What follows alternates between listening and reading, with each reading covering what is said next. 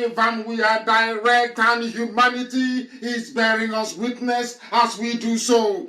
This is a live presentation, and this evening I will very seriously encourage some of you to summon the courage to ask some questions, because we must be able to answer your questions.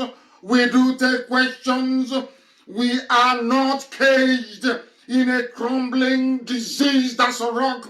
We are human beings. We believe in the tenet and in the doctrine of democracy. That is why we believe that scrutiny is very, very important. That is why we subscribe to accountability. And that is why we are not immune to questions from the people who are listening to us, especially those that we are accountable to.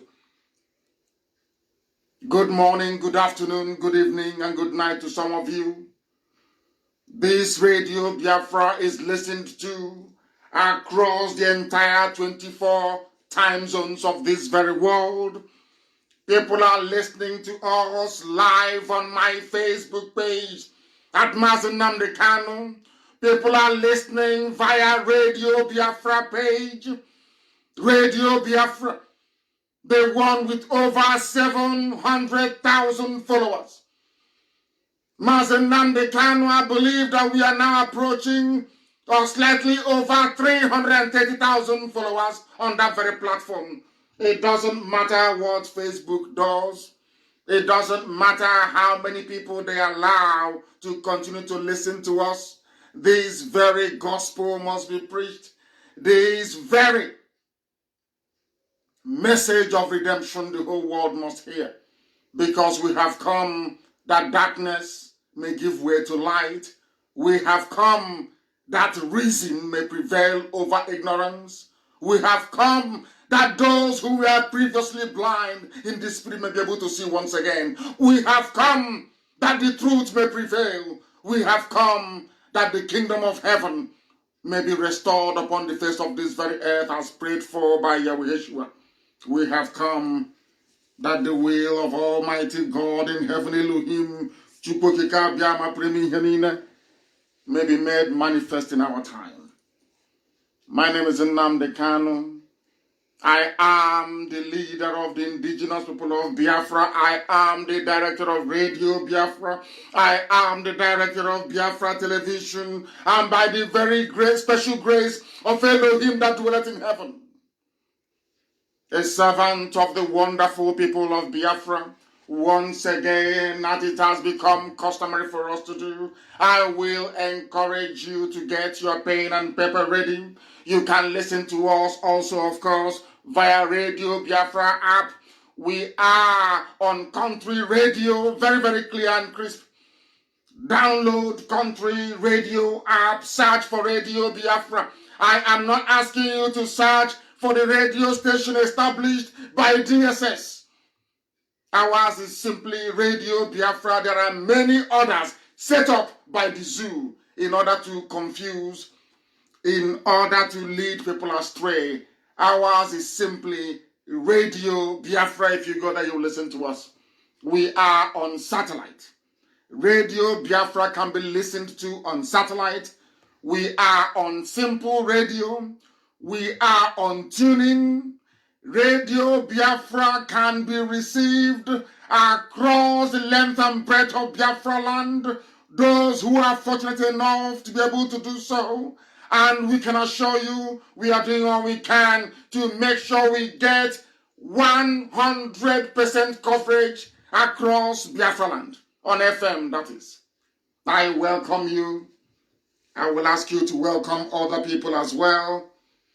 And as always with us, the whole world is listening. This evening we have quite a lot to get through.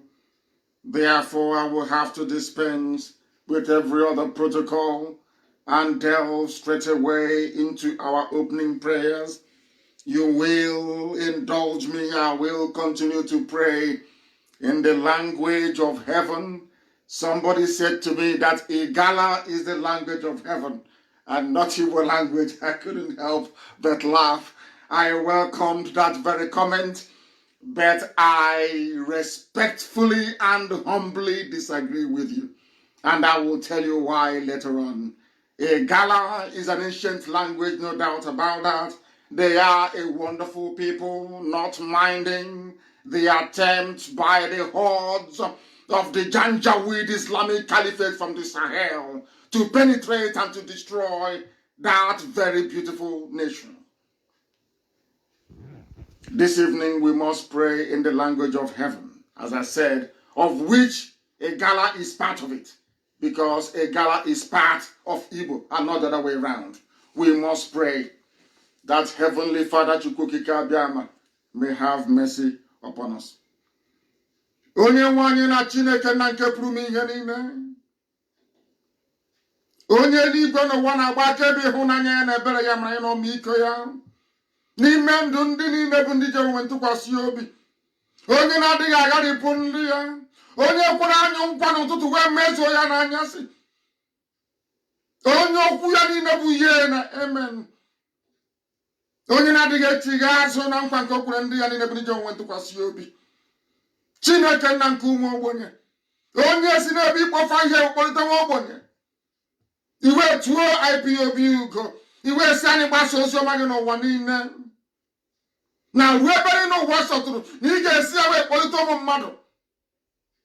Ndị ga-akọ n'ubi ka Biafra wee bịa na mgbe nke anyị. Anyị wee na-aja gị sọsọ mma wee na-eto gị wee na-agọzi gị. Gị onwe gị bụ Chineke na nke usu niile nke ndị agha.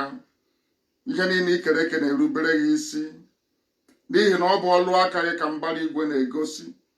Ọ bụ naanị gị bụ Chineke na onye na-epụta ihu wee na-epụta azụ. Ọ bụ naanị gị ka a na-etu ebighị ebi. O nweghị ihe ọzọ a na-etu ebighị ebi ewezuga gị. Ọ bụ naanị gị nọ tupu mgbe wee malite.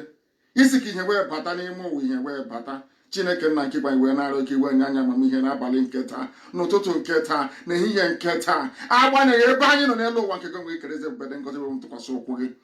Anyị wee na-aja gị mma wee na-ebuli gị elu. Na-asị na ndị mmụọ ozi na-akpụ isi ala nye gị. Nna m na nne m nọ n'iru gị wee na-efe gị ofufe nna nke bred ngozi anyị wee na-arịọ gị. Na-asị gị onye nwe anyị na Chineke nna. Onye ọ bụ naanị ya kere ihe niile o kere eke mana onweghị onye ọbụla kere ya. Onye sị na ndụ ga-adị n'ime ndụ ndị ya ndụ wee dị Chineke na-eze ebube dị ngọzi. Otuto na nsọpụrụ na nrube isi ka anyị na-enye gị nna nke bere. Onye ime eluigwe biko na eze ndị eze.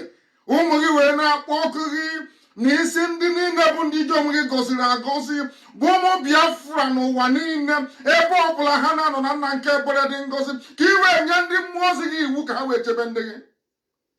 Ka ha wee chebe ndị ezi omume. N'ihi na ọ bụghị sọsọ nwere nwa Biafra ka anyị na-achọ. Ọ bụghị sọsọ ka anyị si na obodo ekwensu obodo ọchịchị bụ isi wee wezụga ụmụ gị bụ ndị Biafra. Anyị na-achọ ọdịmma nke onye ọbụla bụ onye ezi omume. Agbanyeghị ma ha bụ ndị Yoruba. Agbanyeghị ebe ọbụla ha si wee bịa nna nke bere dị ngọzi. Ọbụla ga ndị Awụsa ma ọ bụ ụfọdụ n'ime ha bụ ndị Fulani. Onye nwe anyị na Chineke nna nke igwe biko nye anyị ọgụgụ isi. Nye anyị amamihe eze ndị eze. Ka ihe gị wee chịa n'ime ndụ anyị. Ka ọchịchịrị wee gbara gị onye ebube dị ngọzi. Chineke nna nke igwe mere anyị ebere maka zọpụta anyị n'aka ajọ ihe. N'ihi na mkpagbu karịrị akarị.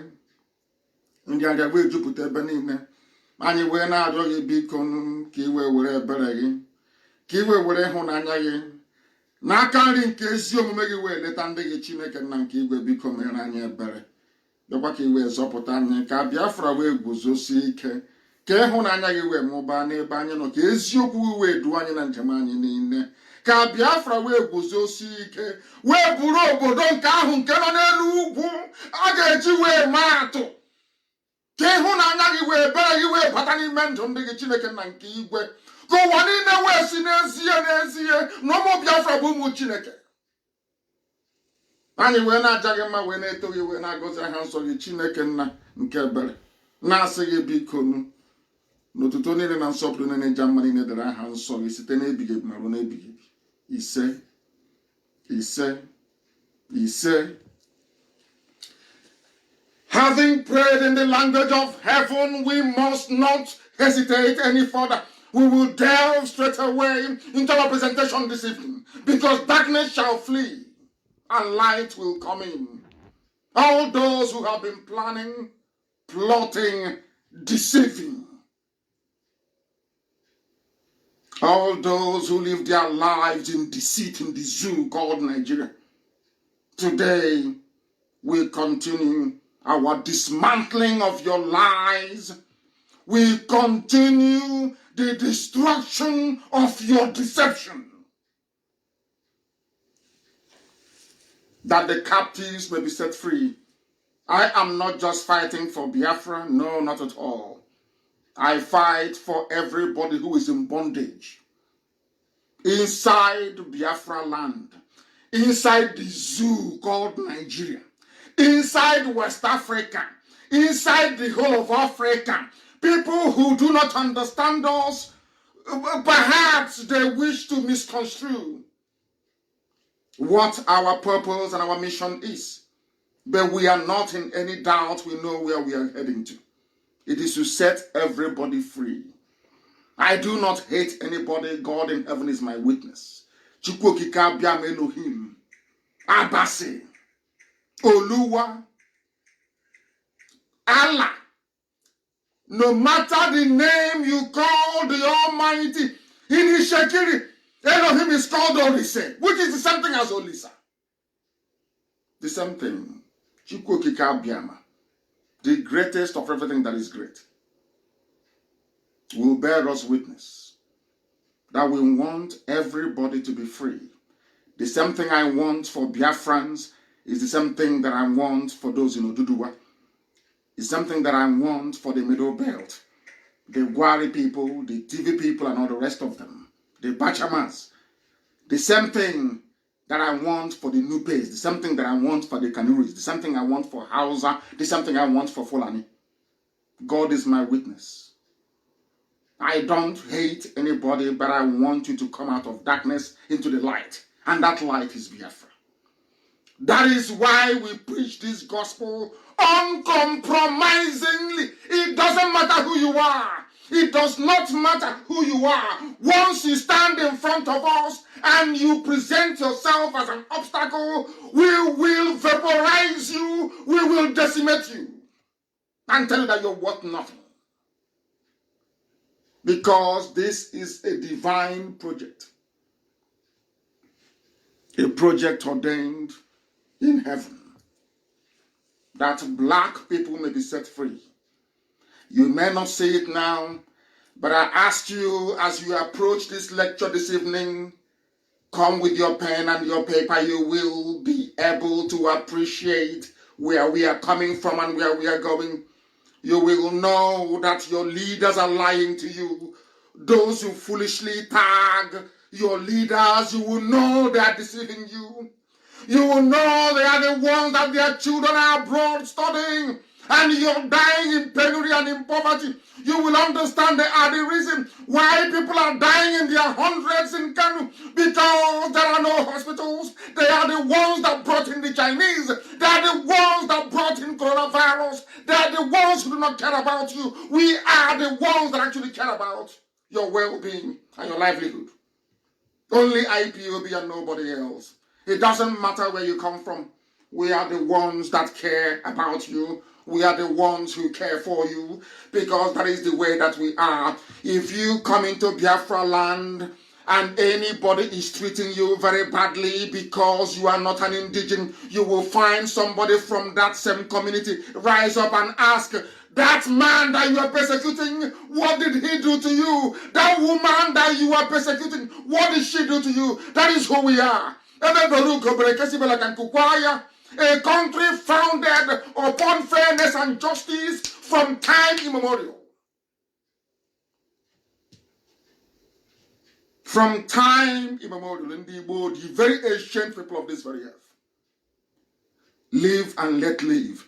There is no other country on this earth that has such a natural motto. No other nation.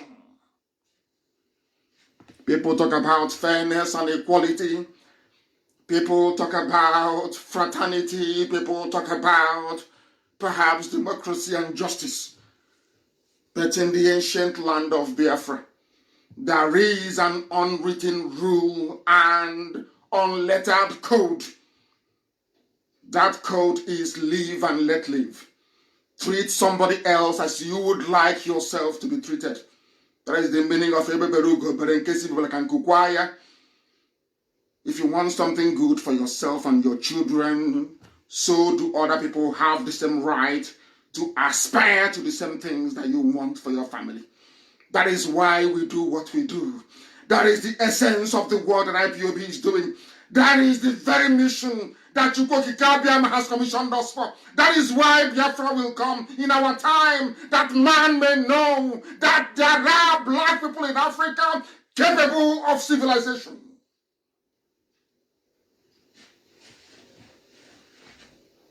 Capable of civilization. As they know,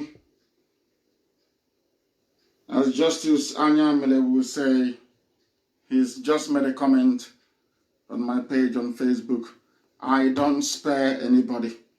Be you Igbo leader. Even this evening, Isiama Faruku leaders where I come from, upon the death of my father, are beginning to misbehave. I will expose them live on air in my own village. Then how can I spare you if you misbehave? How do you think I'm going to spare you? They have not given birth to you. If you misbehave, if you are an obstacle to the progress of the people, you will be decimated completely and totally.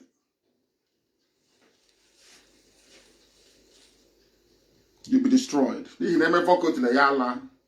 People cover evil and iniquity. We are not in that business at all here. We are here to let the truth prevail and let the light of God shine upon the lives of men. And when I say men, I mean women as well. We must proceed. Get your pen and your paper, please, I beg of you. If you're listening somewhere on a street where you know that people are struggling, please bring out your speaker outside. Put it on a loudspeaker that others may also participate and partake in this very wonderful offering this evening, an offering to heaven, an offering of intelligence, of intellectuality, of reason, an offering of enlightenment. What we are now witnessing in the zoo is what I call a movement away from an animal kingdom to an animated kingdom. The zoo called Nigeria is an animal kingdom. That is where you have wild beasts that cannot reason. Because, as Mary Wollstonecraft kindly reminded us, the only thing that differentiates you from a rabbit, from a cockroach, the only difference between you and a squirrel, the only difference between you and Nama, cow, cattle, is the ability to reason. And here we make sure that after listening to Radio Biafra, you will be able to boast and say, now, I am able to reason. If you are on that plane, if you are in that groove of reasoning, you will understand that everything I say about you, about your ethnicity, about your tribe, is nothing personal. It's to try to get those who are evil to change, that your lives may be better, that you will stop complaining, that every day you'll be lamenting. You must do something about it. You must stop your lamentation. Move from lamentation to actual action.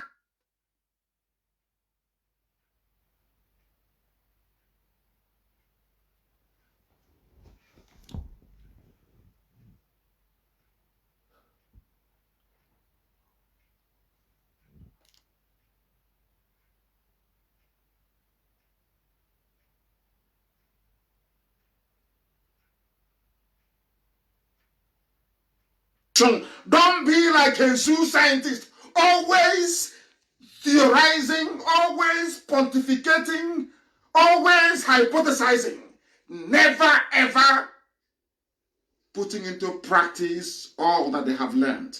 Here we learn and we put it into practice. If you follow the method of IPOB, you will see that all of you will be free in a matter of weeks. Not yet. I said in a matter of weeks. That is how far we have come. And all of you know the battles that we have fought. The criminals and the obstacles on the way. those that the Fulani cabal installed as governors, as political leaders, those in Ohanese, those in Pandef, we managed to overcome them by speaking the truth. Not that we do not respect elders. That is a fallacy. That is pure nonsense. We do.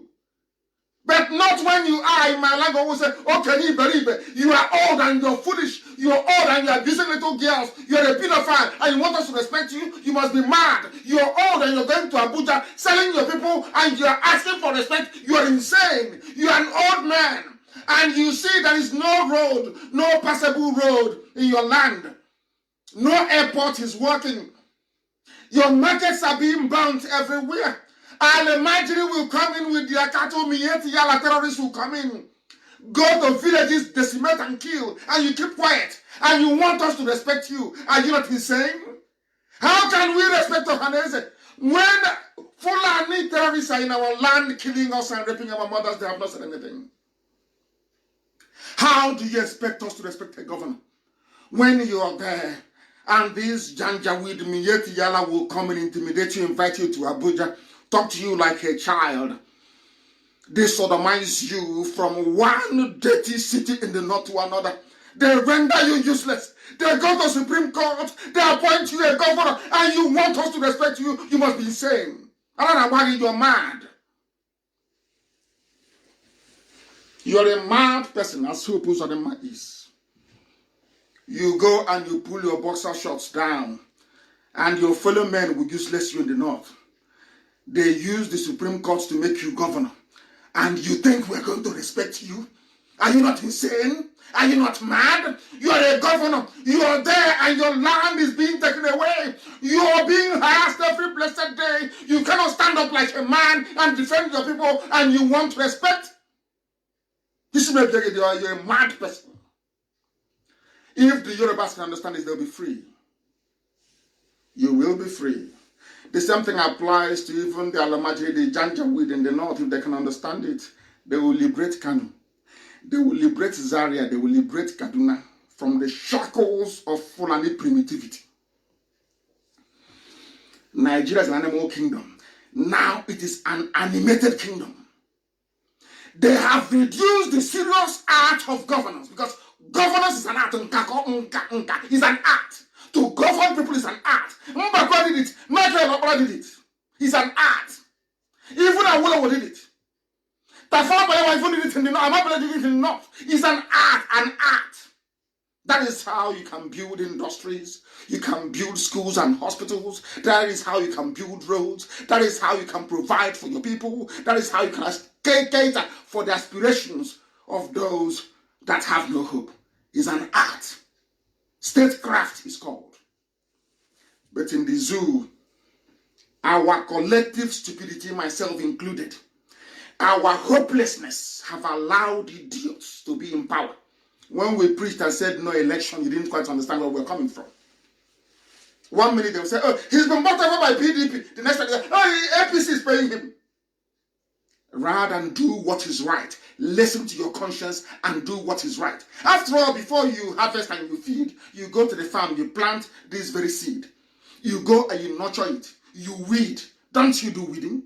You nurture it until it grows, until the time for harvest comes, and you go and you harvest it. Is that not how things are done? But now you want to plant today and you eat today as well.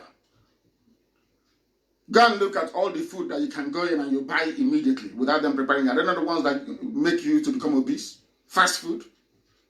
Because nothing goes into it. That is not hard work. When they see people working very hard to achieve something, their village idiocy will begin to manifest. You are living in an animal kingdom. Now, should I say, you have moved from the sublime, let's even say sublime, from the ridiculous to the pathetic. That's how I put it. Sometimes I love to speak, what I call convoluted grammar on radio, Biafra, because elderly people are listening and I want everybody to be able to follow what I'm preaching. Tonight especially. They have reduced the art of governance to a Disney World cartoon characterization. That's what they're doing.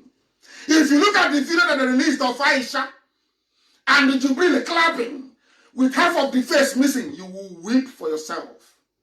Do you know why they're doing that? Do you know why they're releasing all those useless videos and Photoshop? Because they know you're stupid. They know as a Nigerian that you are foolish.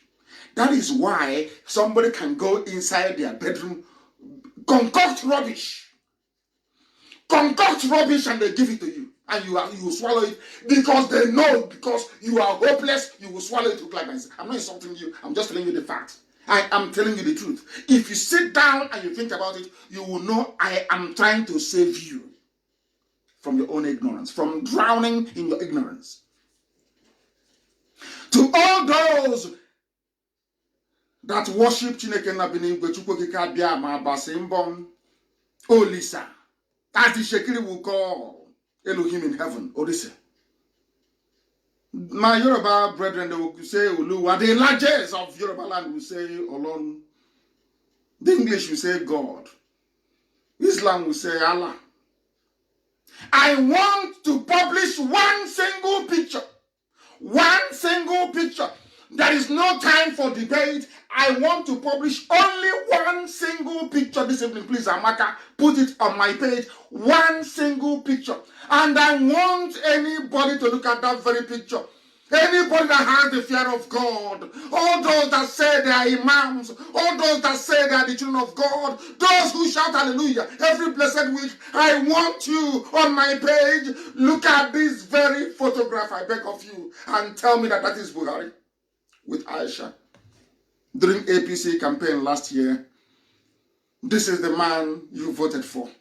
I want you to place your hand on your heart with the fear of God in you, the fear of Allah, for the Janjaweed who may not understand. I want you to tell the whole world this very evening, this very morning, afternoon, or midnight, or early in the morning, depending on where you are. Tell me if this thing you're looking at, tell me if this boy is Buhari. In all honesty before God and man. Every journalist in the zoo, those that work for channels, those working for Facebook, I am asking you, that useless tramp, whatever her name is, that rubbish, useless Yoruba here, that tramp that used to work for Sahara Reporters, know what her name is. I want you to look at this picture and tell me, with the fear of God in you, that this is Buhari. They brought him out with Aisha. All of you were blind, you couldn't see. When a white man will say to us in Europe and in America, all of you black people, you look alike, we take offense. We can't even tell the dead Buhari from a little boy from Sudan. And you're telling me you went to university. You're telling me you're educated. You're telling me you're learned. You're telling me you're polished. You want me to call you an intellectual. You want me to call you a leader. You want me to refer to you as an elder. When in actual fact you are a bundle of stupidity and hopelessness. I want anybody in the zoo, I want anybody, even a child, to tell me that this boy, smiling or laughing with Aisha Buhari, I don't want to think of what he does to her. That is their business. This boy is smiling with Aisha, you tell me this is Buhari? He was in a campaign, APC campaign, public appearance last year. Is that Buhari to you?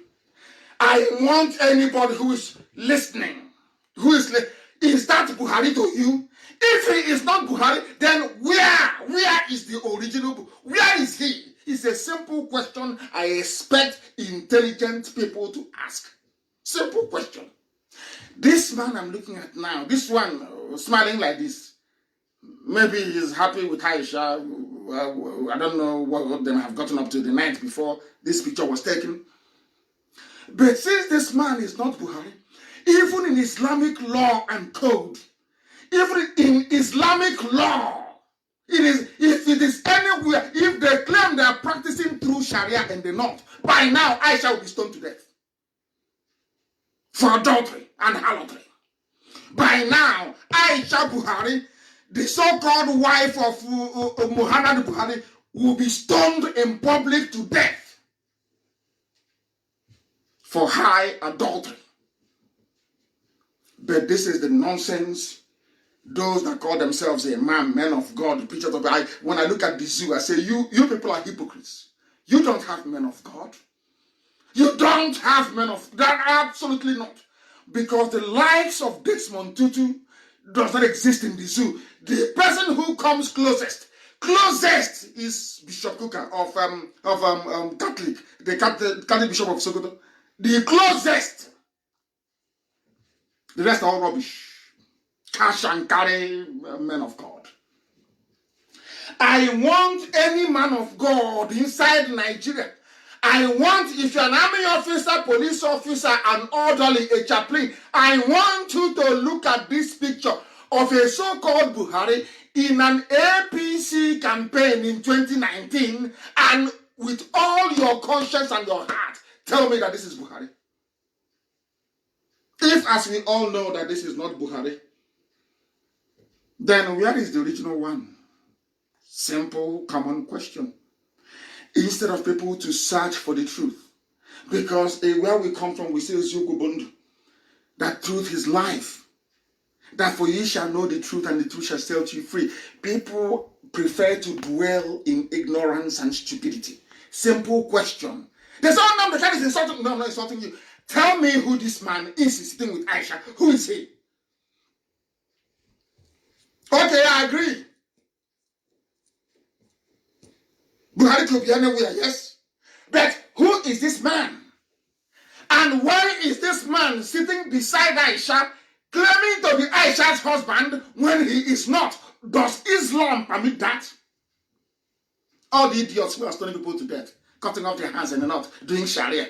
I am asking you once again, this level of adultery that Aisha is committing in Islam, what is her punishment? Because all of you are hypocrites. All of you are hypocrites. The zoo is full of hypocrites. Very, very sad indeed. That is the Nigeria. So you want me to, now listen very carefully. It's like, oh, why do you want Biafra? Why can't you live? Now you can see.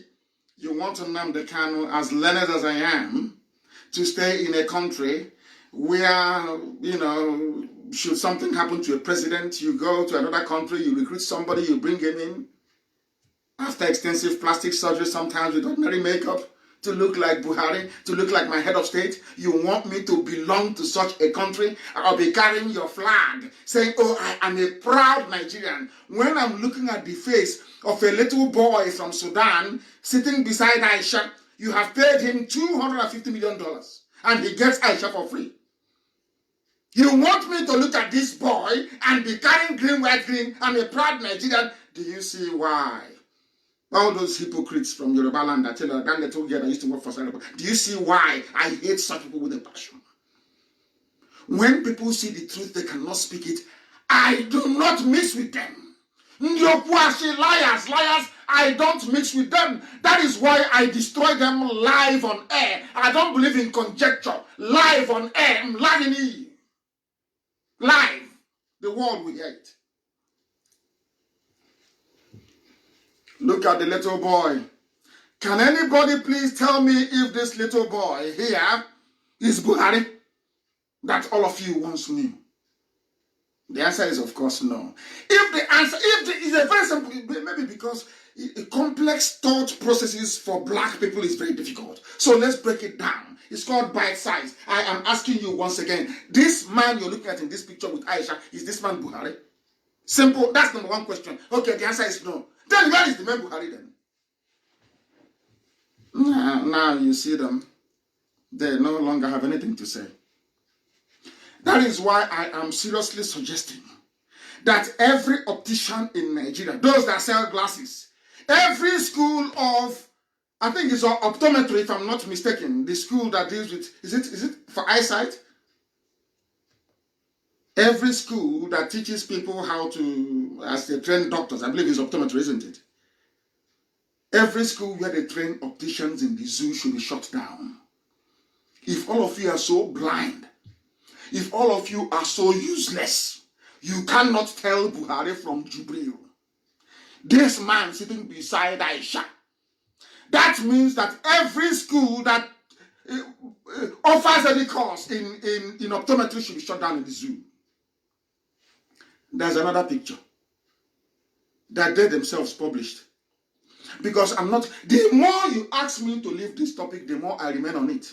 The zoo must know this. That is, they are running, they are hiding. Obasanjo knows this. Atiku Abubakar is aware. What's his name? Saraki, the former Senate president, is aware.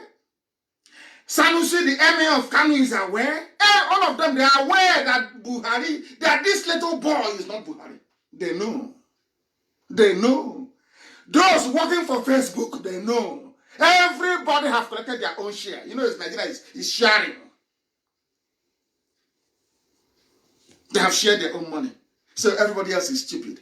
These are the scammers. These are the fraudsters. These are the 419 people. These are the Yahoo. Do you now see how the likes of Saraki, how the likes of Atiku Abubakar, Sanusi, Obasanjo are Yahoo boys? Do you see the own Yahoo they're doing? They know the man is not Buhari, but they're doing their own Yahoo. They go to Abuja. When Abakari was alive, they get money from him. If you don't want me to talk, give me some money, they give them money. Are they not doing Yahoo? Are they not the fraudsters? Are they not the scammers? But these are who you call your leaders. They are your leaders.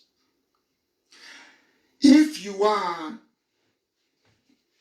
an elder statesman or whatever you call yourself, and you're seeing such evil in a country you claim you love, they claim they love Nigeria. I'm talking about the likes of Obasanjo, Atiku Abubakar, Saraki, Sanusi, and others. They claim they love Nigeria.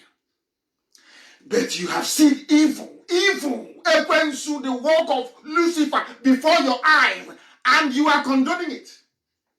The reason why you're condoning it is because you and your family, you're better off.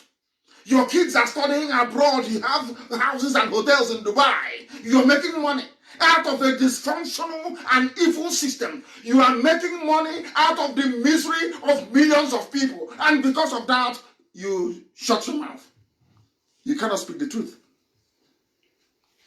You cannot. And meanwhile, channels have collected their own share. If CNN is expanding, I can understand. They run adverts.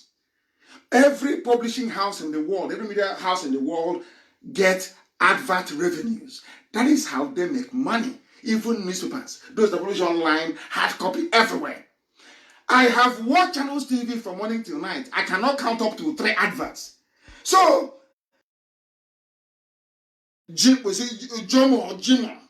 the former information minister, is busy doing cash and carry. Let me protect your government so you can give me some money.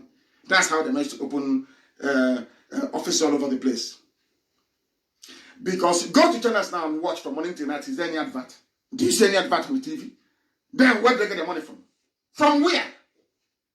Go to CNN, go to NBC, go to ABC, go to Fox News. Don't you see advertising? Don't you see adverts? Go to Sky. Don't you see adverts?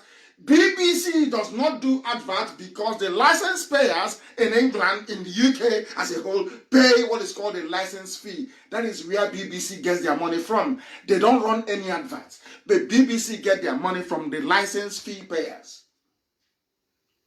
Now, nobody pays any licensing fee in the zoo called Nigeria. Ask yourself, where does channels get their money from to run the operation? They get it from corruption by covering up evil. Now you understand, don't you? That is where you get your news from. And you're telling me that you'll be able to think normally as a human being. I cannot think so. There's another picture I want published of a Buhari when he was alive in 2015 and the one in 2020 with the hole in the neck. Are you telling me that as a Nigerian, you're so blind, you cannot see the hole in the neck? Can't you see that lovely hole? I don't know what Jubril does with the hole. Can't you see it there? I'm asking you, the man with the hole in the neck, who is he? Only where is he from? This man with the hole in the neck of Obasanjo, who is this man? Atiku, who is this man with the hole in the neck? Senate President Lawan, whatever he's called, who is this man with a hole on his neck? All the archbishops, emeritus, all the professors in Nigeria, I'm asking you, who is this man with the hole in the neck? Is this Buhari to you? If he is not Buhari, where is the real one? A simple question. Some people say, this thing is Nnamdi Kanu is thing. I am asking you a simple question. No needless generalizations. Simple question. This man here in 2020 with a hole in his neck compared to this man of 2015 without a hole, with Adam's apple actually. Are they the same? Of course, the answer is no. But this was the one they gave us in 2020 saying he's Buhari. If this man here is not Buhari, by your own admission, since we want to behave like those who are in kindergarten, let me talk to you as if you're in kindergarten. I'll talk as if you're in nursery school. Since you want to pretend you're stupid, I'll speak to you in a very stupid manner. If this man, my simple question is this man with a hole in his neck, is he Buhari? Yes or no? The answer is no, yes. I'm seeing the responses. They say, they say the answer is no, yes. The answer is no. Now, if this man is not Buhari, why did they present him to us? If Buhari is alive. Why? And if he is not Buhari, where is the real one? And where is the real Buhari you claim is alive? Where is he? They can't produce him. That is why the little boy is grinning from ear to ear.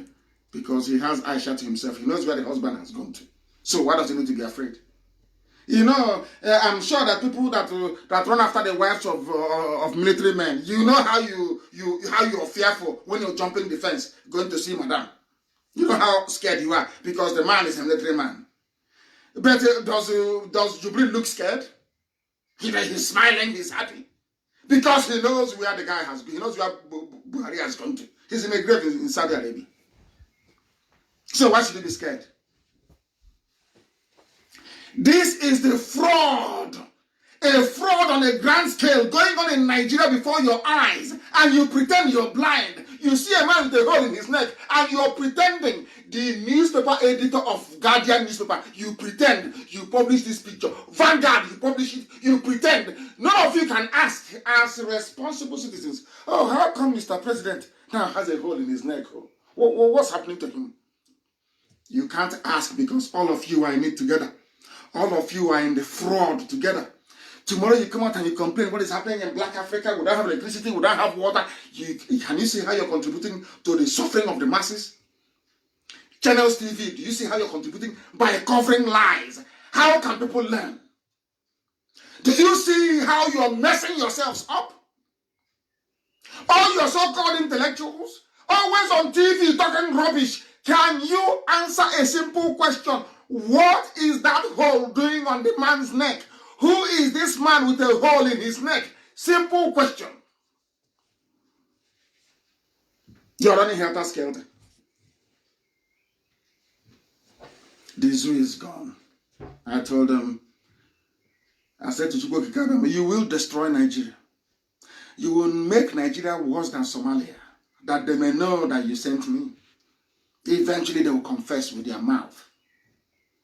They will say, indeed, the God of Abraham, of Isaac, and of Jacob, the God of Eri, the God of the universe, sent Nnamdi Kanu to preach. That's why everything I say come to pass. We must continue. A grand fraud. Are these two, I believe that Amaka my posted, are the two people together? Go to my wall, you will see it. Are they the same person? The answer is no. The reason why they are doing this, anytime I post something on my page regarding Jubril, you know what they do? Facebook will restrict notification. They will not inform those who are following me that I've posted something new. They will suppress the circulation. That's what they've been doing. And who are the ones doing it? And with all due apology to the good Yoruba people, the people causing all this damage to Nigeria are Yoruba. I'm being honest with you. Go and do your research. Not all Yoruba people know, God forbid, I'm not saying that. The people that Facebook hired to make sure that a fraud against 200 million people, that are Yoruba people. Obasanjo that knows is Yoruba. Tinubu that is propping up this dead regime is Yoruba. Are you telling me that Yorubas will ever be free from Fulani bondage? I very much doubt it. At this rate, I very much doubt it. When I speak, they say, I don't hate you. God forbid bad thing. I don't. But what Facebook and the rest of them are doing is not good. You must understand that. You must understand. They are suppressing circulation and restricting the number of viewers that can see that very video. And you know the video, we are going to tweet it from tomorrow. Everybody must be on Twitter. We are going to set Twitter alive. Since Facebook wants to play hardball, they want to protect evil. Since Facebook in Nigeria is protecting evil, we are going to Twitter and to Instagram. The whole world will see it. That very video. Go and look at that creature clapping. I see if he has a magnet in his hand. He is the worst one of Photoshop. Look at his face. He has no jaw. He has no neck. Can't anybody like Ototo? You're not spirit. You're not flesh. You're mad. You're more. You Ototo now. That's what it means. Those who are in the Okonko fraternity, you will know.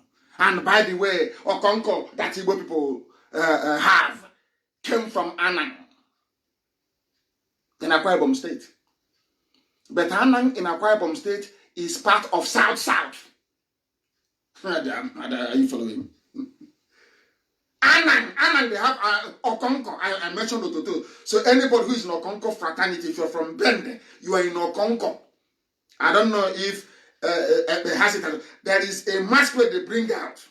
When they are giving names to the masquerade, they call it Ototo. It means it is not human, it is not flesh. It is something out of the ordinary. Anang. Okonko we have is from Anang. But our someone will tell you, hey, Anang is south, oh, hey, don't go there. It's not Biafra, it's south. But I have Okonko in my village. Do you have Okonko in Katsina State? You telling somebody from Anang that he's not Biafra. Do you have Okonko where you come from? The wicked evil Yoruba journalist writing rubbish. Oh, don't even go there. Our problem is different. I'm asking you. You are from maybe Ijebu. Do you have Okonko in Ijebu? The answer is no. But I have Okonko in Isama Faruku. There is also Okonko in Anang. Now tell me those who are related and those who are not. Because what you show somebody is their relative. And they go to one near. You understand that? When the time comes, I will preach that very gospel. Not today. When the time comes, I will tell them how a Ghana and Igbo is one. How if you go to Obosi, a simple assignment, if you go to Obosi in Anambra State, Obosi, O-B-I-O-B-O-S-I, Obosi in Anambra, you have the Ata of Obosi. Ata of Obosi, a family that descended from Igala. If you go inside on it, you have up Iweka Road, lower Iweka Road. Who is Iweka? Iweka is from Igala.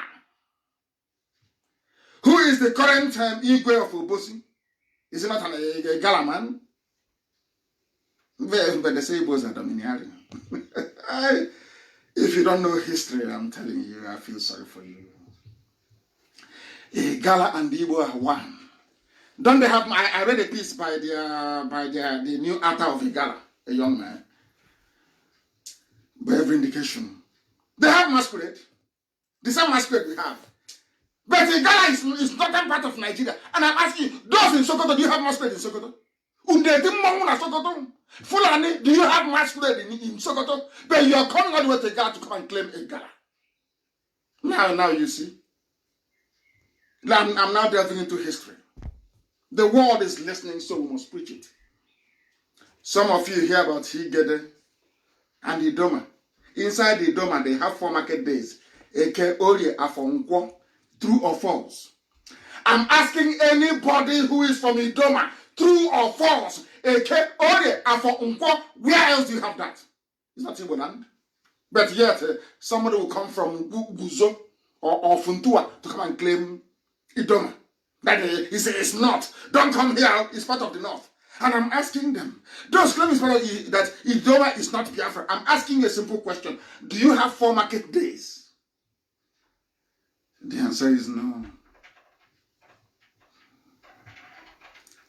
Chukwokikabiam is called Obase, where we come from. In Ibibio is called Abase. The same thing.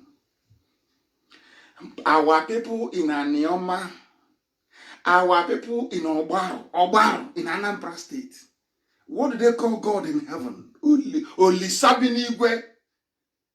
If you go into the same, just cross the water, they call it Delta. What do you call God? You go to Ishekiri. Ishekiri. What do you call God in heaven? They say Zorise. Lord have mercy. Lord, let me preach this gospel. Heaven is with us, bearing us witness. The angels in heaven that surround the throne of the Most High, they are praising God right now as this gospel is being preached on earth. It was mandated by heaven that we must preach it on this very earth. Now our people must understand this. This evening is an opportunity for us to tweet the heads of government all over the world about the joke Femi Adesina and his scamming Fulani masters have reduced Asorok to. We must let the world know. Since Nigerians are pretending that they are blind, they can no longer see, they are dumb, their brains are not working. Okay, we are now going to go. We'll go to ECOWAS heads of government. We go to AU. We go to EU. We go to North America. We go to South America. Let us ask them there. Is this man with a hole in the neck, Buhari, you know? This clown clapping without a face, who is he to you? Is he the head of state? Femi Adesina is in trouble, I'm telling you. All those photoshopping sessions, no, they are in one almighty mess. That I can assure you. I can assure you. I can assure you. They have now brought down the expert forgery of Oluwole and scam, Odu, they call it. Yoruba fraud is sustaining Fulani in power. Yoruba fraud honed inside Lagos in Oluwole. That is what they are using. Oluwole forgery. They are using it to run Nigeria. Forgery.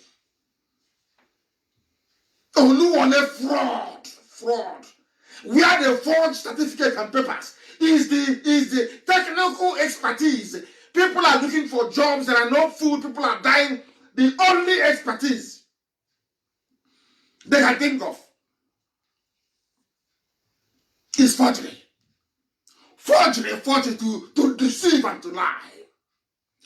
That was why a very humble man, Benjamin Brombo, said, each time I want to fight for African rights, I only use one hand because the other hand is busy trying to keep away Africans who are fighting me. That is what we are going through. But we are defeating them and we are winning them. Even in our own land. There are some idiots, but I love it anyway. Because I love to have so many enemies. I love enemies. It keeps you on your toes. People sometimes they wonder what is the secret of IPAB. How come you're this successful? How come all over the world? Things I said because even when I don't have enemies, I create some. I create enemies because I need them. I need enemies. How can I be moving away without enemies? Life will be too boring for me. I need enemies, formidable adversaries. They bring out the best in you. I love enemies. If tomorrow now I feel that we are all getting a bit too cozy and comfortable, I will cause problem. So that we enemy. I want enemies. I want it. As them Banaso will say, where we come from, okay, dirty and all. If what I'm discussing is too cold, I put it in the microwave and turn it on. I heat it up. If any topic, I put it in the microwave, I heat it. On that talk. You're fighting for black people, they're busy fighting you. The white man that came, pillaged and raped their land, they couldn't fight him. Of course, apart from Biafrans and the Kikuyus in Kenya. No other people fought? Sorry, I'm sorry, Bini fought. Bini fought very, very hard and gallantly. Bini fought the white man. Biafrans, we fought.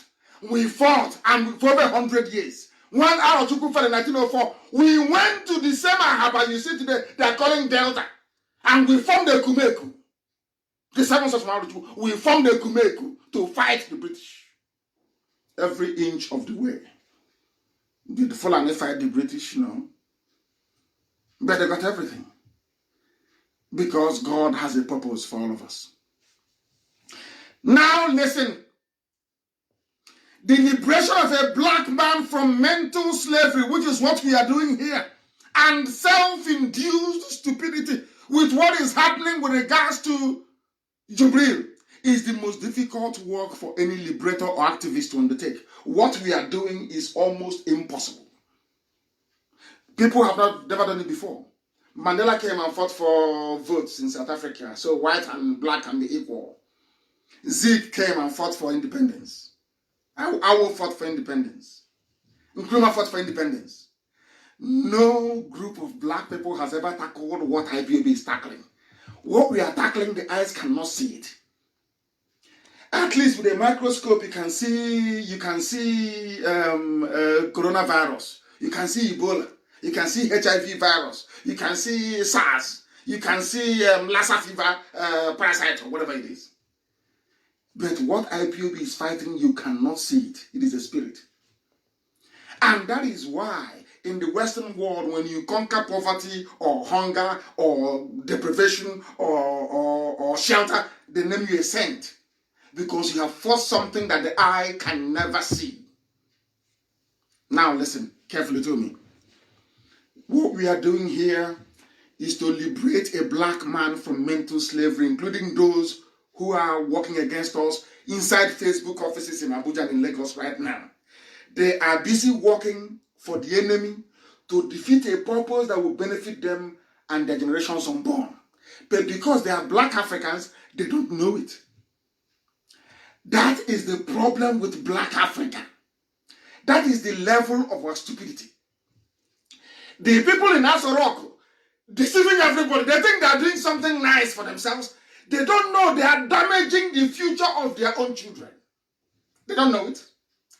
Trying to get a black man to understand that is the most difficult thing ever.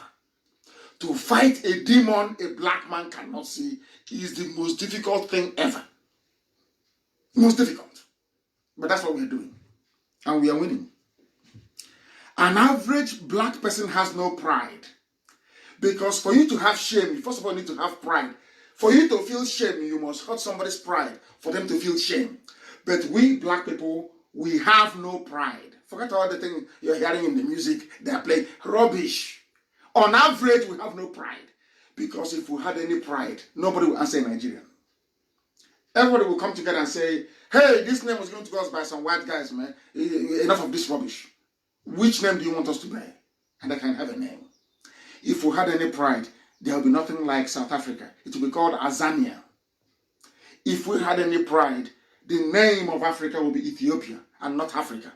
But because we have no pride. And if you don't have any pride, you have no shame. If you have no shame, you have no self-worth. I'm not saying this so that people can feel bad, no. It's so that you can digest what I'm saying, think properly, and become a better person as a result of it. On this earth, we have made ourselves, the black people, the lowest of the low. That is why in Europe and in America, what type of jobs do we do? Is all the menial jobs, the ones that are rejected? Of course, there are people who are doctors and nurses, we know that. Preponderance. The numbers of people who are doing menial jobs or who are unemployed, they're not black. Those who are dying from COVID-19 in Europe and in America, disproportionately, are they not black people? Have you asked yourself why? That will be a topic for another day. In Africa, what we value is our stomach. And there's a video I'll play at the end of this that our sister very carefully made. I think her name is Ngozi, is it? She answers Kanu as well. I don't know. Not my direct relative. But she looks like one of us. She made a video which you will watch. And it encapsulates what we are saying this evening. That in Africa we value our stomach more than freedom. Our problem is avarice. That was why the lives of intelligent men in the zoo always succumb to crumbs falling from the Fulani table, from the Janjaweed table. Look at CBN Governor Emefiele. Have you seen that man? He's an Igbo man. Emefiele is an Igbo man. Have you seen him serving tea to an Alamajiri, to Yusuf Ntua, because he wants to keep his position in CBN? You can see in the picture, I want that picture published, how obedient and loyal he is. A CBN governor, a Reserve Bank chairman, bowing to an illiterate Janjaweed, because that is the man that may put a good word into Abba Kiari's ear, and they renew his contract. And that was exactly what happened. He was making tea. Chairman, CBN governor, making tea for an Alamajiri. Unbelievable. You can see it in the picture, how loyal he is. How loyal and submissive he is. This is the problem of all ethnic groups, not just any particular people. This is the problem of every ethnic group under the bondage of the Fulani. Not that the Fulanis are very intelligent people. No, they are not. God forbid, no, they are not. They are not intelligent. Of course not, they are not intelligent people. But because of our own avarice, because of our own avariciousness, our own greed, that is why we have made ourselves laughing stock before them. Laughing stock before them. Very, very sad indeed. Black Africans, once you tell them the truth, you become their enemy. Once you tell them that this is the truth and it can be proven. I'm not talking about malicious allegations now, that has no bananas rubbish. I'm talking about allegations you can prove. The truth you can actually discern. Truth you can see. They say you are their enemy. The attention, of course, they don't really last long in anything. Once they go to Twitter, they don't see their own selfie. They cannot post selfie and do another. They just give up. But we must all head to Twitter. Very, very important. Right after this program. Our attention span is so limited. We view everything through the prism of either we are rebelling or we are submitting. If you see IPOB, you cannot ask yourself, why is IPOB doing this? Why are Biafrans agitating? You never ask yourself that question. You said, oh, you want to break up Nigeria? Nigeria that you did not make, that your ancestors never made. Every idiot wants Nigeria because all you want is to feed your family, your stomach. You are a police commissioner. You want to remain there. You want to send your kids abroad so they can be doing well. So when you come to the village, you'll be the only one with upstairs. A story building. You'll be boasting. Oh, do you know my daughter is in England studying? My daughter is in Canada studying. But you don't want other people to boast that their children are studying in Nigeria. That is how low we have sunk as a people. If I say something bad about Awolowo, people will say there's something Yoruba, but these are intellectuals. The same people have been writing critical articles about Trump. Some of them criticized Obama. Some criticized Jonathan. Very, very vehemently. And no day did anybody come and say, oh, because you criticize Jonathan, you are insulting Biafrans. Or you are insulting the Jaw ethnic group. No. No. And I keep asking myself, what is the essence of democracy if you cannot critique, if you cannot criticize, if you cannot air your own views and your opinion without being misunderstood? I'm not insulting any race. I'm telling you the truth. Can you imagine such nonsense? If I criticize a criminal, say for instance in Pandev or Hanese in Dioshinama, they say you have no respect for elders. Somebody is going to Abuja cutting a deal that is making life difficult for fresh graduates. They can no longer get a job. A NEPA manager goes to Abuja, collects money for transformer. Transformer is not delivered. And because he is 70 years and above, he's an elder. You shouldn't insult him. Hey! I don't know who did this to us. I don't know who did this nonsense to us. But anyway, I'm very grateful for, in a way, for COVID-19. Although the innocents are dying, innocent people are dying, I'm not happy about it. It has now proven to the whole world that Nigeria is empty. It's just mouth. All they make is mouth. Empty barrels that make the most sound. They are useless. Useless to the core. Common syringe they don't have. Everything is a problem. Oh, give us money for this. All the money you have been making from the sale of oil, where is it? Okay, let me not say where is it. What have you done with it that eyes can see? Is there refineries that you have?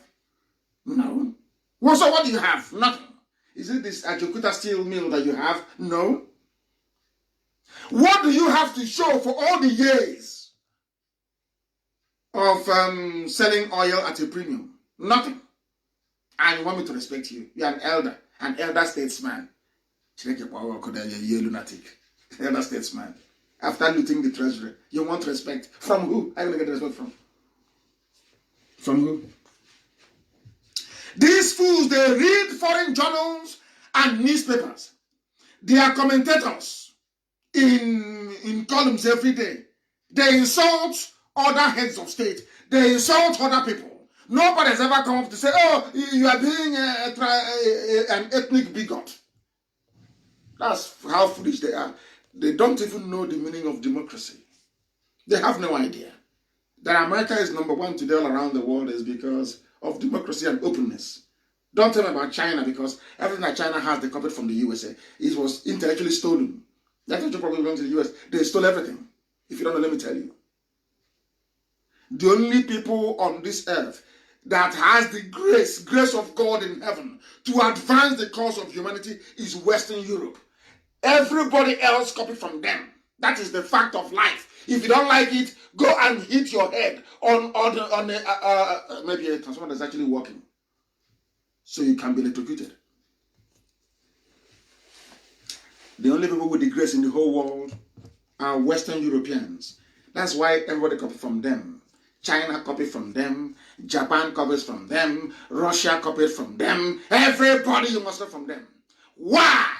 Because they went through a phase of enlightenment. Enlightenment means, as I'm never tired of explaining to you, enlightenment means a process by which you submit everything to reason. That is why Europe is preeminent. Western Europe. Reason. Not some stupid village sentiment from Africa. He insulted Azikiwe. Azikiwe is an elder. You are a fool. You are a complete idiot. That is why you have no running water.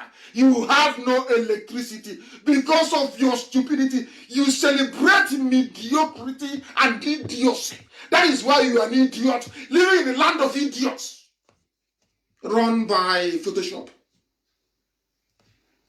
Run by Photoshop. It's a lecture we are giving. We are live and we are direct. Humanity is bearing us witness. The time now is 12 minutes past the top of the hour. The whole world is listening rapturously. Universities in Argentina are listening. Broadcasters in Kenya, they are listening. People that want to improve their lives, they are listening to us. Not in the zoo.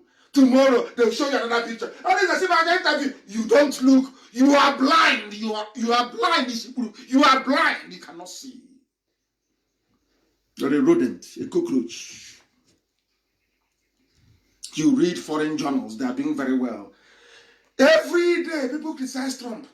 Nobody has said, oh, you hate people from New York. Trump is a New Yorker. Because you're criticizing him from California, that means you hate New York people. Can you believe how people reason?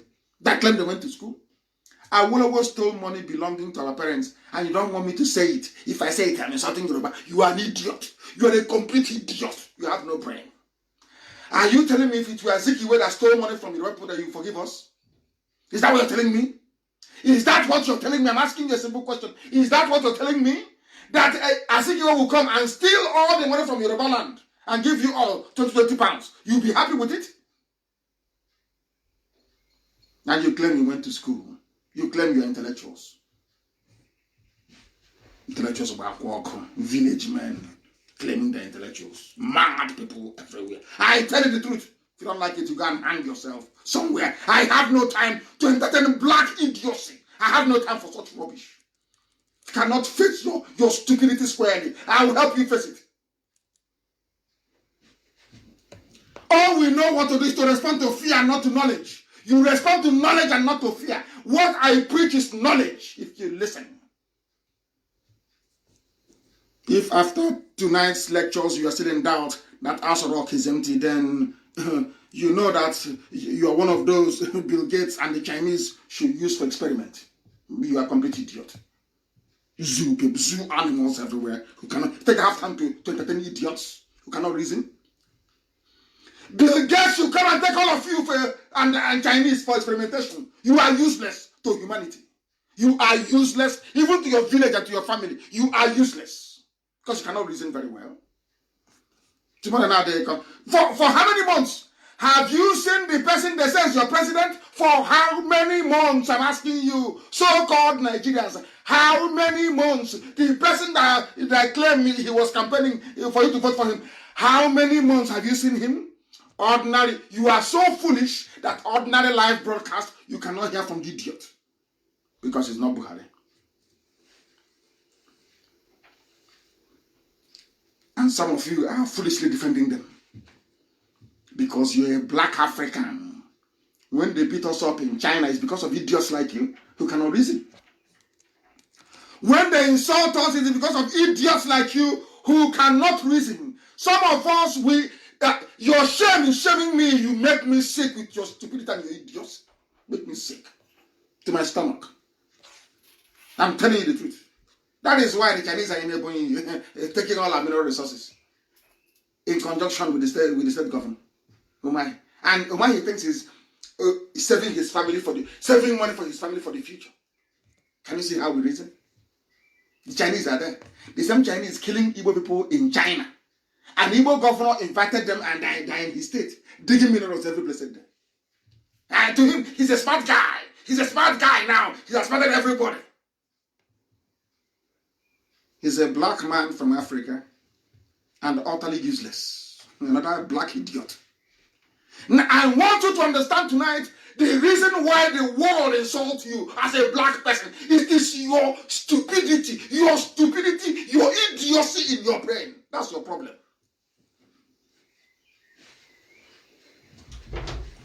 All we need is to respond to fear. Fear is the only thing holding us prisoners, everybody. Yoruba, Wagi, Bachama, Nupe, TV, anywhere you are. Let me tell you why it is fear. All of us so hope only IPOB stood. Chineke Gozia, God in heaven bless IPOB. It's the children of light. The children of light. That is why I pray for these people 7 times every day. I don't know where God got them from. I don't know these people. I am so proud of them. Only IPOB. Let me tell other people what they don't know. You are the ones holding yourselves prisoners in the zoo. You are the cause of your problem. What is the population of Sabongeri in Kanu? The population of the people living in Sabongeri in Kanu is greater than all the police officers, all the army officers with AK-47, all the Janjaweed, the Fulani politicians. Only them are holding us hostage. Isn't it funny? How many are there holding all of us hostage? That when Showore came and called for revolution, you even misunderstood that. You didn't. Black people, black. How many soldiers do you have in Lagos? How many are they? How many bullets do they have? How many are they going to kill? Don't they have parents? Don't they have brothers and sisters? Oh, now you're beginning to understand it, yes? If we want to make a change for the better today, we can this night if we want to. But let me tell you why you have not acted before now. You have not acted before now because of Yoruba media, because of the likes of Channels TV. Evil. Hey! Evil. Evil upon evil. Yoruba media, they are toying with your mind. It's just like what the Pentecostal pastors are doing with us. You know, if they slap you on one side of the cheek, you turn the other one. Meanwhile, the Fulani headsman in your village. And the pastor that just had his daughters raped and the wife killed is telling you what Jesus said. Slap me here, you turn the other side. Unbelievable. That is what Yoruba has done with your brain. Yoruba has twisted our brain, Yoruba media upside down. Upside down. Instead of your pastor to tell you the truth, to rise up and fight, revolt. Pastor is thinking about his tithe on Sunday. His tithe is what is important to him. How about if there's a revolution now and everywhere is upside down and people stop going to church? What will happen to me? Because of that, he will tell you that what Jesus said, don't do any revolution. Peace is better. All he's thinking about is his tithe on Sunday. If you cannot go to church because of COVID-19 lockdown, you send it via PayPal or via online. Now you understand that you have multifaceted problems. Yoruba media, you know, Muhammad Lahani destroy the brains of people. The same way some useless pastors are doing. People are looking for cure to cure COVID-19. You say you're in a mountain, pray. And maybe they're praying for God to give the knowledge of the cure to people. Maybe that I can understand. Yeah, that's understandable. Praying for the cure to come via knowledge. That I can understand and accept.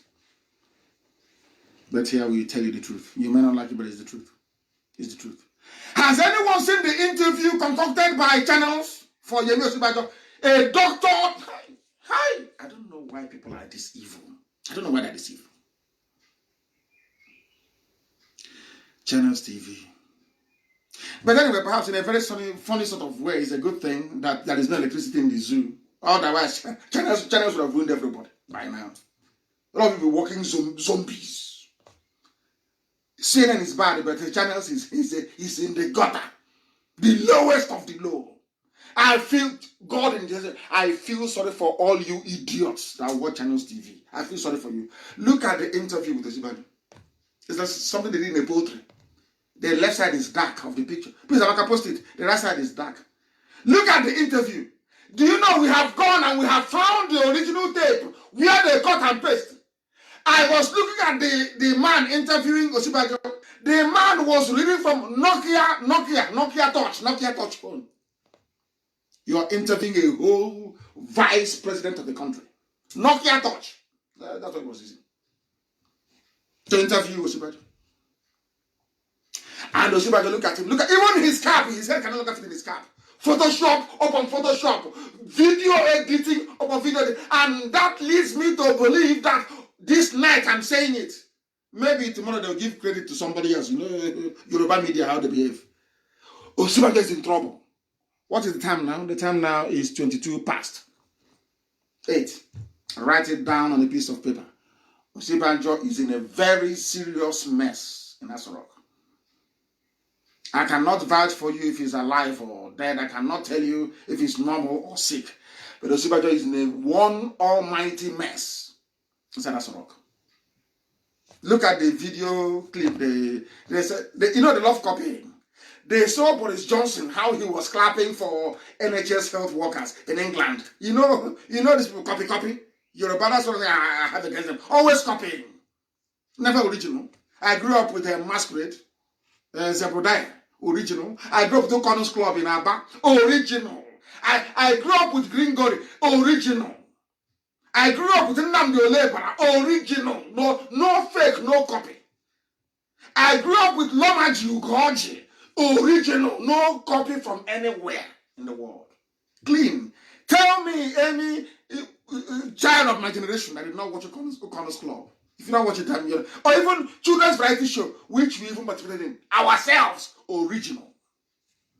Not all this copy. Who wants to be a millionaire? You copy. Who wants to do this? You copy. Big Brother, you copy. Create your own. Try to be original for once. They took Zebrodaya, masquerade to NTL and killed it off. And now I was told that Zebrodaya's, what's her name again? That she's passed on. Very sad. You are afraid, not knowing that only the population of people in Ajegunle only is more than all the army and the police in the entire zoo. Unless you rise up, your lives will never be normal. Never, ever, ever. If you watch the travesty, the nonsense that China is doing, no wonder the Chinese have come to recolonize Africa. This is the worst form of black journalism. The very worst form of it. How can a media house you expect to hold elected officials to account? They are now conniving with those officials to deceive you. Look at that video of Osinbajo from channels yesterday and tell me that thing is live. Even they couldn't even paste the live properly on their logo. You can see somebody standing at the back filming that rubbish. They sent to channels, and channels said it is live. Can you see? Can you see how people are lying? And I'm so sorry to say this, Yoruba. I'm just telling you what your problems are. We have our own problems in the East. Very, very heavy one. When it comes to leaking Fulani boot, we are number one. You can see the governor of Imo State. You can see Ohaneze. Now when he was kneeling down begging Tinubu to make him governor. Can you believe such rubbish? So we have our own bundle of fulefu. The hardened ones, we have them and we don't spare them. We can never spare them. We are waiting for them to speak again. How could we teach them a lesson? Failures. These are the men that we are there. And 3 local governments from Ebonyi State we are given to Benue. And they are called North. And they did nothing. We are there. And a little Fulani girl came and cut everybody into 2, into 3 in fact. I said this one is now Niger Delta. And they accepted it. Hey! And they are called leaders. You call them leaders. That means that our people don't even know what leadership means. You have no idea what it means to be a leader. They are there and a white man, a Fulani man came and divided them from their own brothers. He told Ipob, oh, Ipob, you're not Igbo. Meanwhile, take these properties, they are called abandoned properties. That's it. We are gone. Now your own brother, your own flesh and blood. As I said, I will do a program. I have my village name is in Eche. Afara is in Eche. But my own Afara is Igbo. Their own Afara is Niger Delta. And yet we had leaders. Do you know the meaning of leadership? You have no idea. Watch the way Chukwu Kikabi is used to do it. They'll understand leadership. Supporting evil and propping up a dead administration just because of money. Channels and Yoruba, you can never succeed. You can't. What you're doing is the height of deceit and evil. What you're doing is evil. It is the height of deceit. Propping up a regime that is dead. There is no head of state, no vice president, and instead of you as a journalist, as a Yoruba journalist to ask, where is the president, where is the vice? They called you, gave you some money, and said, your child, Bumi can go to Oxford. Oh, Bumi is in Oxford. Bumi is in Cambridge. And others are in Obomosho University. Where, in fact, where they are doing computer science, there's no laptop. Do you see how your individual wickedness as a black person is affecting the whole of Africa? Not just even the zoo, not your village. Do you see how your greed as a person, as a journalist, what concerns you is your family? Oh, give me, oh yes, Oga, give me money, I want to eat, give me money. You take money, you went and photoshopped. You went and edited a video that is not live. You put it on Channels TV and you say it is live. God will punish all of you. And tomorrow, when something befalls you, you start blaming people for being happy. See how you're supporting evil? Anyway, thank God there is no electricity in the zoo. People would have been messed up. Go and watch what they say is live. Please, Amaka, post it. And then you look at the pictures they sent afterwards and claim it is the picture they took on the set. Tell me if the picture they took on the set is something with the one they said is live. Just tell me. Is it the same thing? Is it the same thing? It is not the same. That is why they don't want us to leave. Because I can't understand. It was the Fulani that said that Nigeria should not be one. They had something called Araba that they wanted to go until the British convinced them. That's the Labour Party, of course, convinced them to stay in one Nigeria. You know, I don't understand why, if we talk about Biafra, why a black man will always want to defend something that a white man built. It's inferiority complex, isn't it? Compare the pictures. Look at the video of Osibajo's interview. I beg you in the name of Elohim that everybody is serving to watch that clip and tell me if you have ever seen such nonsense before in your life. The setting of the interview is so black. It is so dark. You wonder, don't they have electricity inside that rock? Black surroundings. Look at the interview.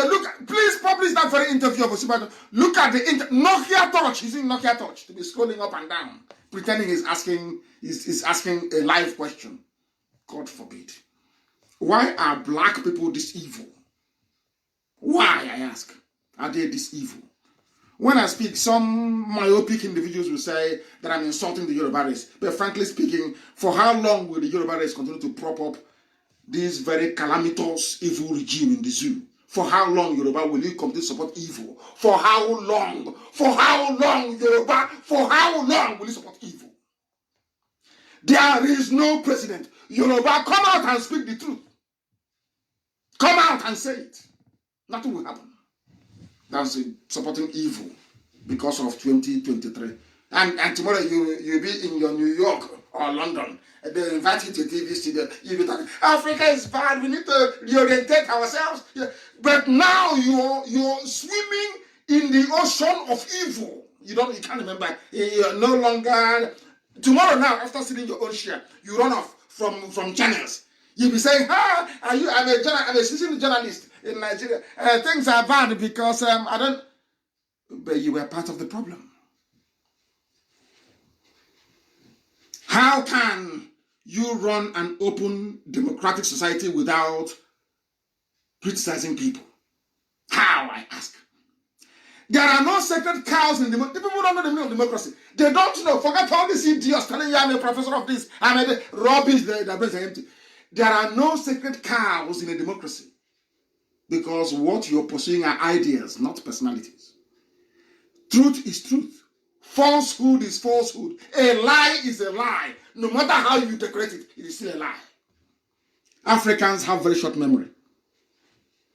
A one-time dictator can be repackaged and sold as a messiah and they will buy it. Look at what Tinubu did with his channels and his group of companies. Brought out an idiot he knew was a disaster in 1983. Killed people. Did everything that should have been done. Brought the idiot out. Repackaged him. And all of you fell for it. You bought it. That is how foolish you are. And today you are suffering, isn't it?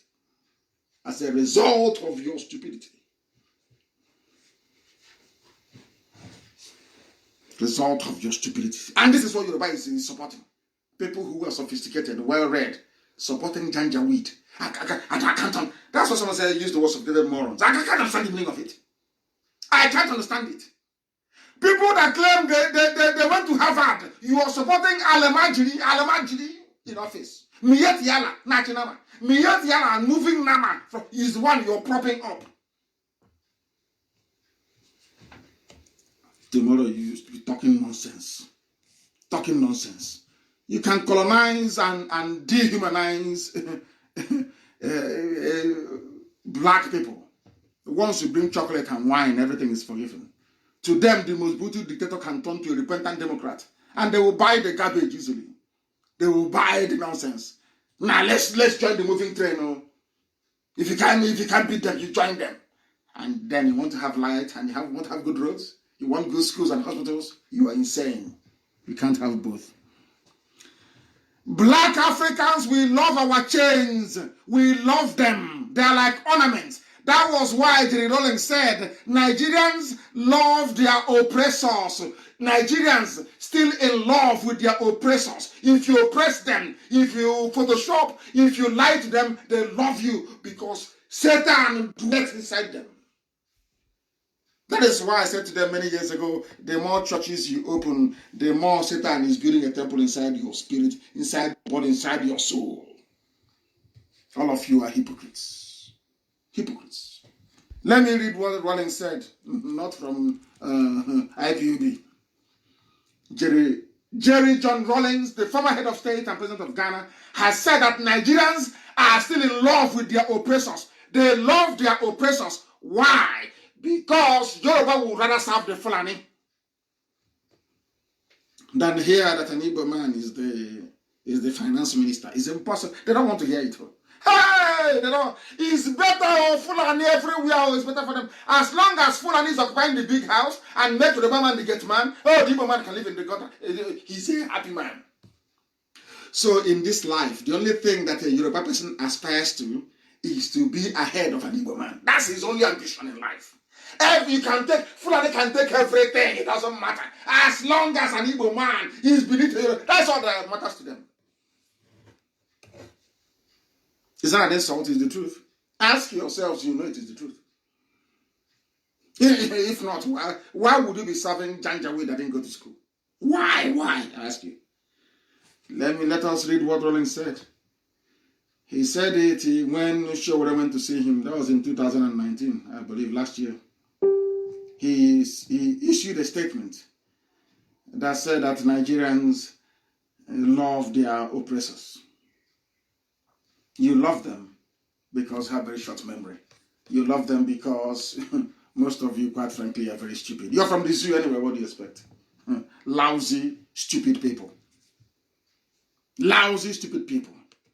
And in a country where there are terrorists, the same terrorists who are killing you, they are the ones who are being appointed into government offices. The ones who are the victims are the ones who are terrorists. Can you believe such rubbish? Who is Miet Yala? Miet Yala is the umbrella group of terrorists using cattle and AK-47 to wreak havoc and mayhem all over the place. They are the advanced, rangers of the Janjaweed Brigade across the Sahel. They are the ones who are being used to clear the path so that the other terrorists may come and occupy. What is happening today? They have appointed the spokesperson for a terrorist group. Miet Yala, a terrorist group, the fourth most deadly terrorist group in the world. A man called Mohammed Bello Tucker as the legal as the secretary of the Federal Character Commission. Hey! And this is what Yoruba is supporting. Yoruba, this is what you're supporting. Yoruba, you're supporting this evil. Yoruba, you are supporting this evil. This evil. Miet Yala, the fourth largest terror group in the world, being appointed to federal government position. Unbelievable. Unbelievable. Unbelievable. It is there for the whole world to see and to read. Unbelievable. The only thing we are good at doing is pulling down doors that have come to liberate us. Even Tinubu, he has forgotten. A typical black baboon has forgotten that it was Buhari that was in Abacha's regime, part of those that were chasing him before he went on exile during Nadeko. Tinubu was a believer in restructuring. Some of you don't read, but I read very clever. I read when that man came back in 1999, 2000. He opposed Abdul Salami Abubakar's Janjaweed constitution. I remember Tinubu very clearly. Go and research it very well yourself. A Yoruba man. He was a Nadeko activist. He fled Nigeria. He went on exile. But Yoruba will not tell you that was what he did. But he did. He openly said, and I remember part of the thing he said that he would not participate in any democracy defined by the military. He was making specific references to Abdul Salami Abubakar's Janjaweed constitution. He said it is not the basis for a new democratic dispensation. He said he called for a national sovereign conference. Do you know what happened? After 2 months, Tinubu changed. Only 2 months. His Islamic brothers from the north told him not to oppose the efforts of the north to enthrone a Yoruba man as the president. After all, they gave them two candidates, Olufalaye and Obasanjo, to choose from. Everything about integrity and morality went through the window. And you want to build a good country in Nigeria. You are Nigerians, yes? You are Nigerians, yeah? Hey, unbelievable. Unbelievable. It was at that same alliance that they worked against Ekwueme. They co-opted out Joseph Carlo to derail his own brother's ambition. They promised him vice president in 2099. Today he's in prison. Yet they don't learn. Do they learn anything? Of course not. The traitors, some of you call your political leaders and elders, are there watching and speaking long grammar. They cram because if you call them for an interview, they spend days cramming some big words. When they come there, they are unleashing them. You think that they're very smart, not knowing they're as thick as a plank. Lily-livered traitors they are. Under their watch, those you call leaders, they said, with all respect, the Fulani retards are spraying coronavirus like a confetti at a Christmas party to some hapless online Facebook intellectuals. To them, this is leadership. Once you speak grammar, you're a leader. You're a learned leader. Meanwhile, Fulani is busy bringing us janjaweed with corona infection into our land. Enugu, Oka, Abakaliki has been contaminated. If not that Chukwukika Biama is protecting us. To the idiots that consider impotence and cowardice as intellectualism, they must hide their zoo faces in shame. Fulani is working hand in hand with agents of African depopulation to reduce our numbers. The same way they brought Boko Haram to kill us, it's the same way today Fulani is spreading and spraying coronavirus across everywhere in the zoo. I don't know if you have seen. Please play that clip for them so they can see it. A clip of infected janjaweed in Enugu, in Oka. They brought them to infect every other person. This is the gift of Fulani to all of you. And this is the evil that Yoruba is supporting. This is the evil that Tinubu is supporting. This is the evil that Channels is supporting. And Punch this up. Yoruba media. This is the evil they support. It cannot be well with all of them that are destroying the lives of innocent people. Black Africans will value foreign things more than anything indigenous. You can see ordinary Madagascar are producing drugs, and the janjaweed, a Fulani man wants to go and buy the drugs and bring. But Professor Maurice Iwu developed a drug to cure and to treat COVID-19 because he's an Igbo man, because he's a Biafran. Nobody wants to hear him. No chance was given to him. The grant to give other people to go and develop a vaccine, none was given to him. Because he is not a part of Nigeria and can never be. Can you see it now? All those idiots speaking long grammar, restructuring, we need to restructure and put our rubbish. Have you seen it? Professor Maurice Iwu, that served Nigeria very well, developed a vaccine. But a Fulani man in charge, in power in Abuja, would prefer to go to Madagascar. And tomorrow, one idiot, one goro eating janjaweed will tell me on Facebook, why are you fighting for Biafra? Can you believe such rubbish? Can you believe such nonsense? Can you believe it? That is why, despite the obvious and structural failures on the British colonial experiment you call the zoo, Nigeria, those that claim they went to Harvard and Oxford, they are so shameless and intellectually vacuous that they want to sustain something that is an obvious failure because a white man created it. You are supporting one Nigeria because a white man created it. You don't want something created by black people. You want something a white man created. So when I told you earlier that a white man has the grace of God, you didn't believe me. Do you see how lowly you have placed yourselves? Do you see how stupid you have made it? So it's only something that a white man creates that is good. Like Nigeria. If you create Biafra by black people, oh, no, we don't want it.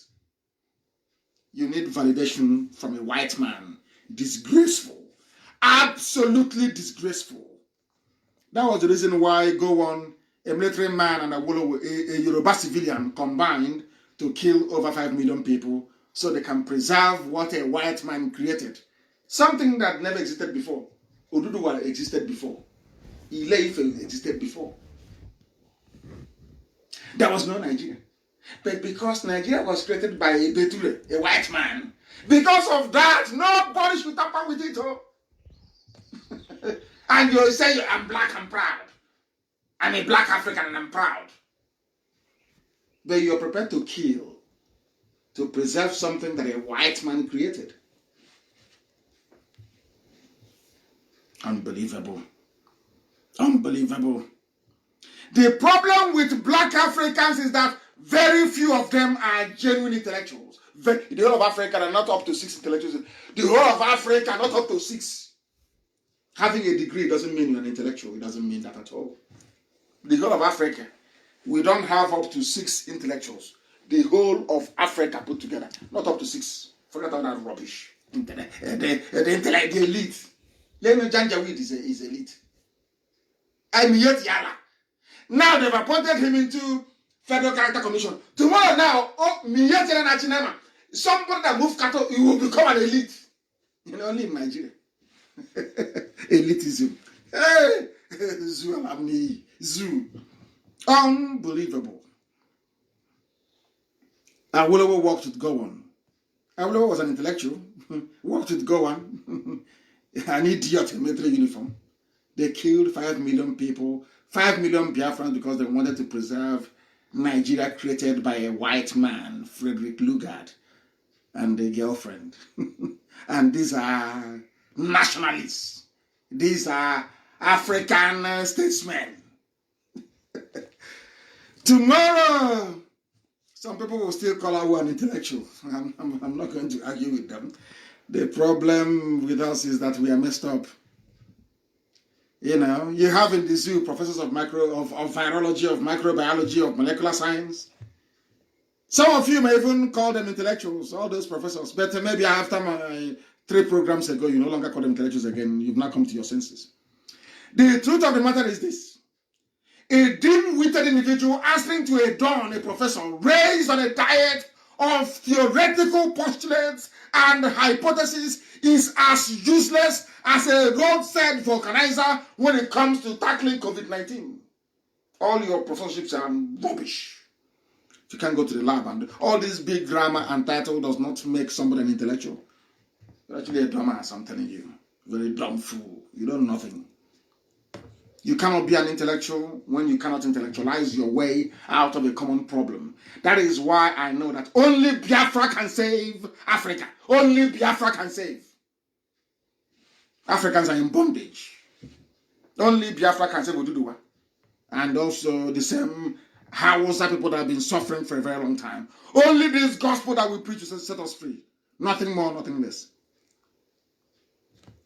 And in order to stop us, you know what they're doing? They are buying over, even they have seen the successes they have registered with Channels TV. So they're spraying the money around. Lai Mohammed, he has gotten money for, all those COVID-19, all those money he contributed towards COVID-19. You know what they're doing with it? They did not buy rice or garri for people to eat. They're using it to bribe the media. So that when Nnamdi Kanu speaks, the media will not write about it. So they can bribe Facebook. Let me tell you what they're doing. Listen to the government in a democracy. Nigerian government expresses willingness to assist ailing media industry. What they mean to say is this. If you are a greedy bastard who is running a media outfit, who value the needs of his stomach more than his freedom, please contact Lai Mohammed so we can tell you how to fight Nnamdi Kanu and IPOB. That's all. Can you believe that from a government? It was published by Premium Times. It's a Janjaweed newspaper, online paper. Nigerian government expresses willingness to assist ailing media. It is there. Go and read it. Let me tell you exactly what he said. The federal government has said it is exploring financial models to help the media industry fulfill its functions during and after the COVID-19 pandemic. They are bribing them to keep Nigeria as one, something that a white man created. Black people are dying and killing themselves to preserve it. Tell me in what other way could you possibly tell the world that you are inferior, if not by trying to preserve what a white man created? They are trying to bribe the media. Are they going, no, we are IPOB now. Let them come, let them bring it on. Those that tried us, they have seen the consequences. Let them bring it on. There are 2 things we must do tonight. After this program, we are going to go to Twitter. We will go to Instagram. After this program tonight, we are going to tweet the pictures and the videos of Jubril to every head of state in the world, that they may know. To every head of state in the world. To every head of state in the world, that they may know the zoo cannot go on bribing the media, bribing the diplomatic corps. They can never succeed. There was a video I posted. Please, Amaka, will repost that video again, of one demon clapping. A demon was clapping. That is not a human being. They say it's Buhari with Aisha. Look at his hands. It's like a magnet, like a robot. This is the Buhari robotics. I think we're going to trend that. Buhari robotics. Clapping like a robot. A digitally altered video That is your president. A poorly scripted, poorly put together video. This is the answer to ordinary live broadcast they cannot do. How else do you want to know that Buhari is no more? How else, I'm asking you? You have asked him to come and do a live broadcast. He has declined. How else do you want to know that he is no more? How else do you want to know? I posted the video. I posted it. They said it's a COVID clapping for workers, health workers. It's like a robot with magnet on the palm of his hand. Go and look at it. You will be ashamed to be called a Nigerian. Go and see it. Let your shame confront you as a Nigerian. An idiotic, hopeless Nigerian. Go and look at your shame in that video. It is your shame. It is your shame. Very, very shameful. Very, very shameful. There is also a video from one engineer, Galadima. I think he's an engineer, Galadima, where he made it very clear that the man in Asorok is not Buhari. He's a northerner. He's a Fulani, Janjaweed. He said it himself. The video is there for the whole world to hear and to see. Let me actually see if I can play it for you to hear what he had to say. Let me see if I can play it for you to hear what he had to say. Listen, let us see if we can hear him. The man don't think it's the Buhari me and Yunka used to. It's breaking up. The man Buhari is not the one we used to know. Engineer Galadima. Definitely, it's not the General Buhari that we used to know. And people were clapping and saying, yeah, yeah. Post the video, is not very clear here. Try and post it for the world to hear. Engineer Buba Galadima said it. It is not the Buhari we know. People were clapping. So people know that Buhari is not there. They know that very well. But Yoruba keeps covering them. I don't know what. There must be something Yoruba is gaining by serving the Fulani. They must be getting something. I don't know what it is. Maybe one day they will tell us. One day they will tell us. Unbelievable. You have people that went to university behaving like idiots on a daily basis. You have a president in the middle of a pandemic. People are dying in Kanu like flies, dropping and dying, dropping and dying. He cannot address you live. And you still wake up the next day and shamelessly say that you have a president. Shamelessly say you have a president. Hey. What the Fulani Janjaweed Miyeti terror government has done is to entrench what I would only call Janjaweedism in the day-to-day running of the government of the zoo with the help of Yoruba people. They invited the Chinese, have you forgotten? I warned against it. The Chinese came and I told you, once the Chinese come, people will die. I told you, they will not write it now. They are waiting for Yoruba man to say it. Once the Yoruba man says that in the next 2 months, there's, this one, hey, Bankole said it, that the Chinese shouldn't come. There's something that Nnamdi Kanu said many months back.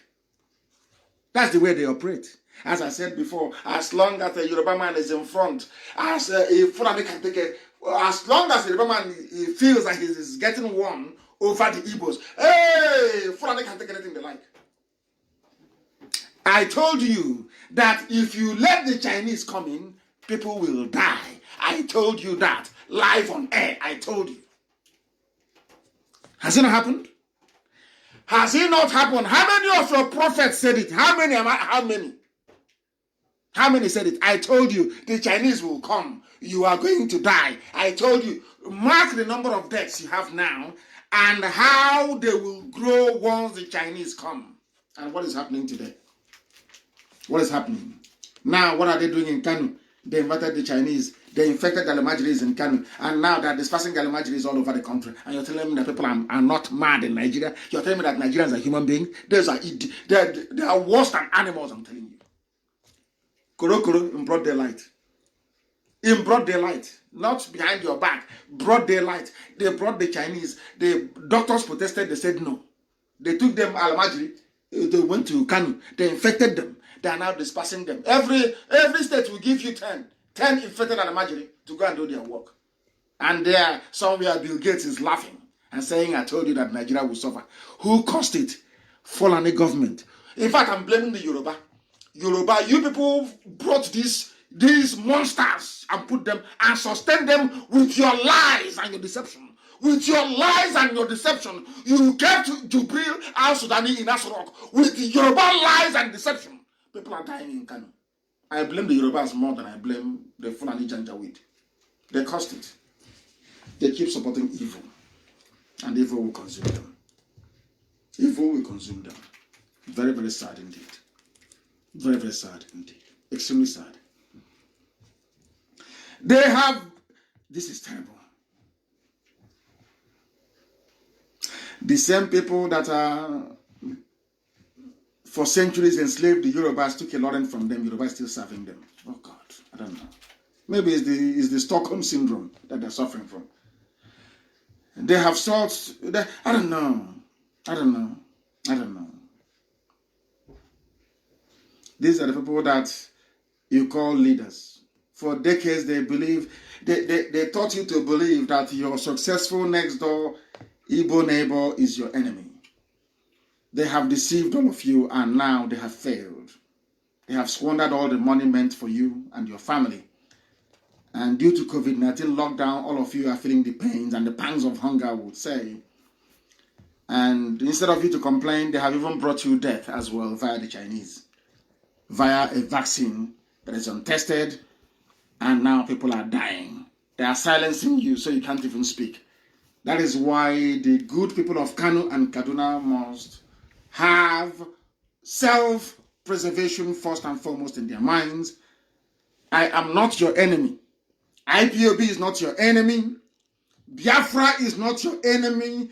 Your greatest enemies are the Gandujas of this world. Those who, I don't even know who's running Asorok now. I don't know who's running it. Because there is no more Abakiari. So anybody can just take any amount they like now and go. No question will be asked. And burn down the place as well. Nigeria has no government. This Janjaweed, the Fulani government, have destroyed your lives forever and ever. And that is the price you pay for stupidity. That is the price you pay for ignorance. That is the price you pay for not being intelligent. That is the price you pay for not listening to Radio Biafra. That is the price you pay for fighting IPOB. Now you're dying. You are dying in your hundreds. In the north. And it will go everywhere. I'm sorry to say. It will go everywhere. It will go everywhere. Al-Majris are testing positive in Kanu every blessed day. And Oshibajo, they claim, is saying that Nigeria's population is a problem. Oh dear. Otio, according to Yoruba. Otio. Nigeria's population is a problem. Oshibajo was quoted as saying, so that means to solve the problem, you need to reduce the population. Simple arithmetic. And it's happening in Kanu. It will go everywhere. No escape. People are going to pay for decades of betrayal, decades of stupidity. And as I said, as you're holding the Janjaweed government responsible, hold the Yoruba people who prop them up responsible too. Yoruba, hold them responsible. They're part of the problem. They're part of the problem. I tell you the truth. You may not like it, but it's the truth. If you go down and sit in your room and pray to God, God will tell you are the problem. What Yoruba did is not good. What Yoruba is doing with Fulani is evil. It's not good. It's not good at all, at all, at all. And what have they done? They have gone and borrowed even more money. $3 to $4 billion they're borrowing left and right. Who is that kind of general? Nobody knows. Who is running the country now? Nobody. It's Photoshop. I want to speak to President. You can see him clapping.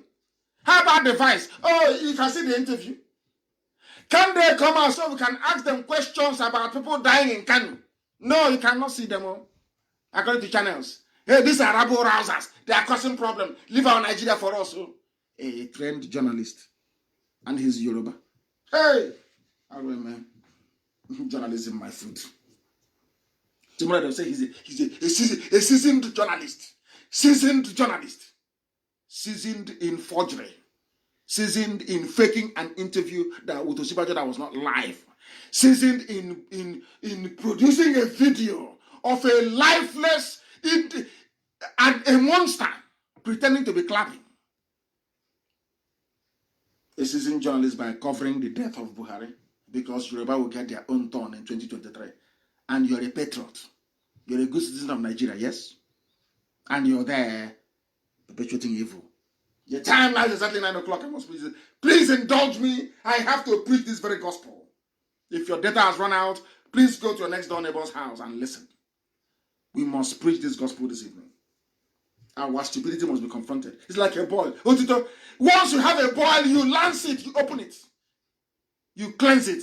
It's painful, yes, but it will go. Than nursing it every morning. Our thing is to lance the boil of a black man's stupidity. That's what we're doing here. So that you can reason. Clear all the cobweb of idiocy in your brain. So you can reason once again like a human being. We are useless. Absolutely useless. Unbelievable. Unbelievable. I hope our children will not be like us. I'm telling you the truth. Black people are completely useless to the core. Useless to the core. They're offering bribes to people to infect them. So we're infected. Oh, give us that money you took from World Bank, from IMF, bring it here. My state needs it. That's what they're doing. They have stolen so much. They are so corrupt. They will do anything for money. Ganduje will do it. Hey, Ganduje told those in Abuja, all the Alamajiri doctors in Abuja that wanted to go to Kanu to help them out. You know what he said to them? We need money, don't come. The Chinese are here, just give us money. So he can pocket it. That is the type of country you have. Where a former chief of staff made the daughter the vice president of Nigeria's sovereign wealth fund. And the Yoruba people are journalists. Nobody asked questions. No eyebrows were raised. Nothing happened. And the little girl is still there till tomorrow. They are all doing one Nigeria. And you are dying of hunger, inboxing me. Oh, please, we need some palliative. We need the money for this. But you're there, and the idiots are stealing your money. The Abacha family stole, the Buhari family stole, the Abba Kyari family stole, and you're there, still looking, moping sheepishly. Talking about one Nigeria. And when you raise a point, they want to divert your attention. You raise an issue. Is this person here Buhari or not? They say, oh no, you've got a causing problem. You better come back home. That's not the question I asked you. I asked you a question. Is this person you're looking at here in this picture, is this Buhari? Oh, come back and fight. Nigerian army is waiting for you. But that wasn't the question. And tomorrow you say he's an intellectual. Hey, Zoo. Yoruba must change. Yoruba is the problem of Nigeria. Yoruba, they have a lot of responsibility. They must discharge it judiciously. What I'm trying to say is that Yoruba, you have all this responsibility. It is incumbent upon you to do the right thing. Stop supporting evil. Yoruba, stop supporting evil. It won't pay you in the long run. You watch and see what is going to happen. We must continue. Youths must cooperate with us if they are to survive, according to a message coming out of Hasarok. Whoever said it, we don't know, but it's from the presidency. Nobody knows who is the presidency. I have not seen Garba Shehu live on TV. I have not seen Femi Adesina. I know most of them are down with COVID-19, but I'm praying for Sibajo to survive. But because in Hasarok, once they start to publish fake pictures, once they start, messing about, putting things together, trying to lie, you know that person is in trouble. Sibajo is in very serious trouble. I'm telling you, either he's under house arrest or something more sinister may have happened to him.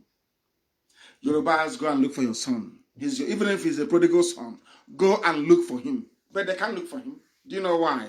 Because they are the ones lying to protect a very corrupt government. They have lost the moral imperative. The same thing that happens anytime you go to a politician during election and you collect 1,000 naira. Once you do that, you have lost the moral imperative to ask him or her questions. That's what Yoruba media is suffering now. Osmeja is missing. Instead of them to come and say, oh, where is our son? They are going and concocting a fake video to say it was live. That's what they do.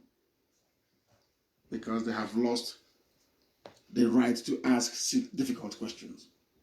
I want to tell those Yoruba people who, like Awolowo, is serving the blood-sucking demons from the Sahel that they too are not intelligent enough.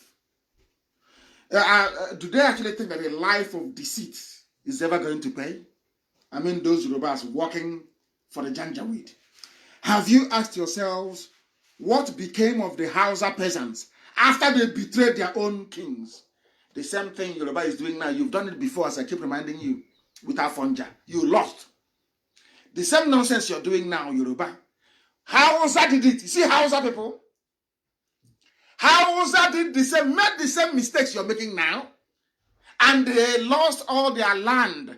Every leader now in Hausa land is an emir answerable to the Sokoto Fulani Caliphate.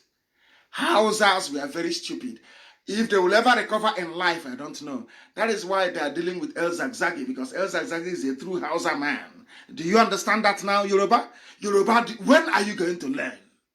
When will you ever learn? You are supposed to be educated, very intelligent. When will you learn, I ask you? Look at the Baggy people. I'm coming. What became of the Baggy tribes of the Middle Belt? That's in Nasarawa, Niger State, Abuja, and environs. The Hausas helped the Fulanis to also conquer them.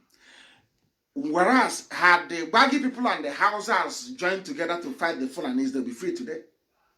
You see? So I'm just trying to let Yoruba understand history, which they don't know.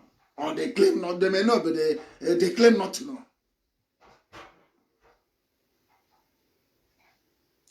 They too, we are consumed. The Baggy was consumed. The TV everywhere swallowed up in the north. The same thing Afonja did by betraying his race. He died. Yoruba also lost a lot. I want the Yoruba of today to learn from that critical point in history. It happened to our people as well, the so-called, the idiots that call themselves Niger Delta. Adakaboro betrayed Biafra, he was killed. Ken Serewiwa came and betrayed Biafra, he too was killed. Not by an Igbo man, no, but by the same Fulani people. They were calling their friends. When Buhari took over, the first place he bombed was Calabar. I have the letter from the Australian government. I have it. When I publish it. The first place he bombed was Cross River. Those that telling, oh, we are part of the North. They protect us from the Igbos. Yoruba, you are digging your own grave. Mark every word that I tell you. Anybody who comes out of Yoruba land to fight for Oduduwa, you will get my support. But you must fight for Oduduwa. Once you come with this Nigeria rubbish, I don't want to know who you are. Go and fight for your freedom. And we'll give you free oil and gas. Afonja did what Yorubas are doing today. It cost him his life. The Hausa were stupid. They lost to the Fulani Janjaweed Emirate. The Baggy people messed up. They also fell to the Janjaweed. The funniest thing is that as they conquer each tribe, they convince that tribe to help them conquer the next one. And everybody keeps falling for this garbage. Every idiot keeps falling. Even some Igbo politicians, they fell for it. Even Ohanese, they fell for it. Go, let's kill Nnamdi Kanu. You people are there. You're not doing anything. They had a meeting at Nikelek Resort. How to kill me and my parents. Do you see how the game that the Fulanis are playing? But no, there's an intellectual. You know, Hannes is telling, oh, we are the intellect, we are the elite. Umukoko. They cram, they swallow dictionary, they come out and be talking rubbish. I said they're rubbish, I'm telling you, they have nothing upstairs. Ordinary Miyet Yala convinced Wodo. Help us, we want to kill Nnamdi Kanu. All the governors ganged up to kill me.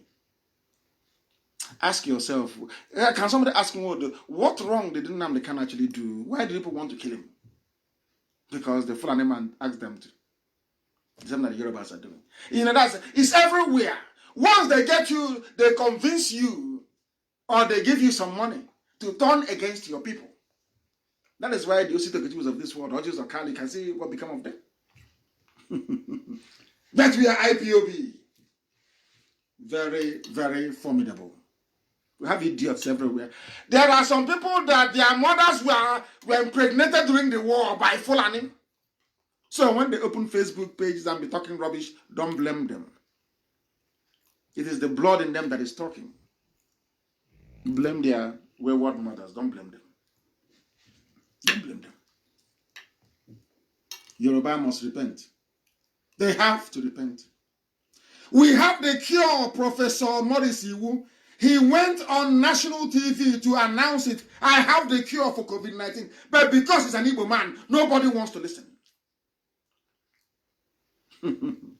Yoruba will tell Fulani, he's an Igbo man. Oh. If you do this now, Igbos might get money. Oh. The world will start hearing about Igbo. They will start hearing about Biafra. They will say the East again. Those guys are intelligent. Oh. This is the advice that Yoruba is giving to Fulani. So because of that, let's kill it off. Oh. We won't report it. Oh. We are channel, so we're not going to report it. Oh. And don't patronize him. Instead, let's go to Madagascar. And you come the next day and you tell me, let us be one Nigeria. Yeah, you're a fool. Complete idiot. We are preaching this very gospel this evening. Time is going, I know, but we are taking time to digest this very information. Every Hausa person, with the exception of Sheikh El Zagzagi, looks towards Sokoto. People don't know that the Baggy people are mostly Christians in Abuja. I met them. They are mostly Christians. Are you aware of that? But they are being overshadowed by the Janjaweed within them. All faces point towards Sokoto. TV people that are more or less a vassal colony of the Fulanis. They have caged them forever and ever. They are gone. That's why they keep struggling, wanting one Nigeria. No, one Nigeria cannot save you. Get yourselves organized and answer a middle belt republic. That's your only savior, not one Nigeria.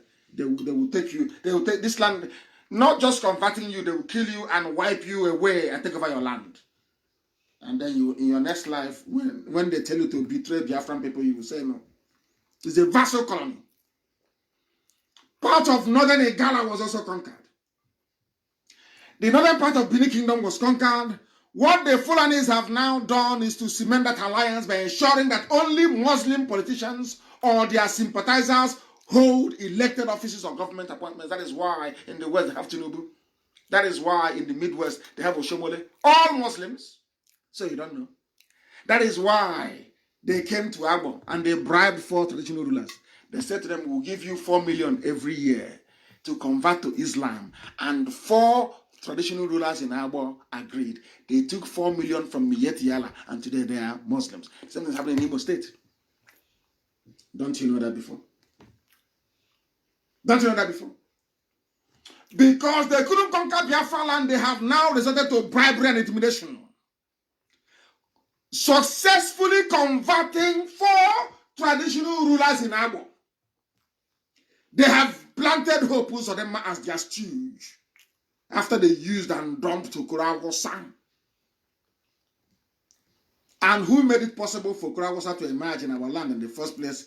Zerafo was Rike. When he's looking for money, land estate, you know what? Reached a deal with Okurawosa. I will take you to Bianca. We will plead with Jubril to allow you to have Abga ticket. And in return, you give me a CFO, that place I built on that was Rick Avenue. Aqua Freedom Fighter. Freedom Fighter, Igbo style, Freedom Fighter. A freedom fighter that knows the cost of a bag of cement. Freedom Fighter. Let's continue. When the time comes, we'll discuss that. It's not for today. They did it all for money. Okurawosa. Money that went into their pockets as we are now left to suffer the consequences. Without Okurawosa, there wouldn't have been any hope on them. Everything you do to betray your people has consequences. Hope Uzodinma is the consequence of having Urochas Okura in power in the first place. A Hausa born and bred man. Or Janjaweed, the Fulani, not Hausa. I have nothing against Hausa people. They are good in the main. Very good people there. Is the deadly Fulani influence that have corrupted them. Everybody is suffering in the zoo and will continue to suffer until you all rise up and say, enough is enough. And how are you going to do that? Everybody must secure their own territory. As simple as ABC. Oduduwa, stay on your own. Biafra, stay on your own. Middle Belt. Core North, Harewa North, stay on your own. That's the only way forward. The planting of slaves in Igbo land, in Biafra in general, apart from Nwike, who is put on a very strong fight as well. Of Odo Emmanuel is also very strong in Akwa Ibom, very strong. Especially the head bridge is in Igbo land. That's where they want to wreak havoc. For you to be a successful slave to the Janjaweed, they first empower you with some contracts and positions in government. Now you become an intellectual because you now appear on channels TV and pay Guardian newspaper to carry your story. And once you do that, you start speaking down on your people, start blaming the Igbos for all their problems, and then they begin to empower you. Before you know it, you're in the Senate or House of Reps. The result is that the crop of leaders we have today in our land, across Biafra land in general, is so poor. That is why we ended up with the likes of Willie Obiano, ended up with the likes of Hope Uzodinma. And look at what Umahi is doing in Ebonyi, taking loans from his Islamic bank, bringing the Chinese to come into our land. They don't give us jobs. They even operate the payloaders and the tractors themselves. To be mining our minerals in Ebonyi State for the benefit of Dave Umahi and his family. And the few court is giving them in Abuja to see if you can be vice president to somebody come 2023. And these are the leaders we have. Okay. It's very, very painful. Very, very painful. Dave Umahi named Ebonyi State University Center for Peace and Strategic Studies after Buratai. And Buratai is the man that came to my house to kill me. He sent people to come to my house to kill me. And 28 of my men died as a result. And somebody who calls himself an Igbo leader named a place after him. The same way that some idiots are saying that they want to involve Gowon in who is going to be the Igbo flag bearer come 2023. I'm not given to saying such things on air. But I don't blame those kids who write such nonsense. I blame the journalists that publish them. Any day we catch them. Any day we catch these idiots. They said that in Ohanese youth, they've been banned. Any day we catch them. Any day we catch any of them.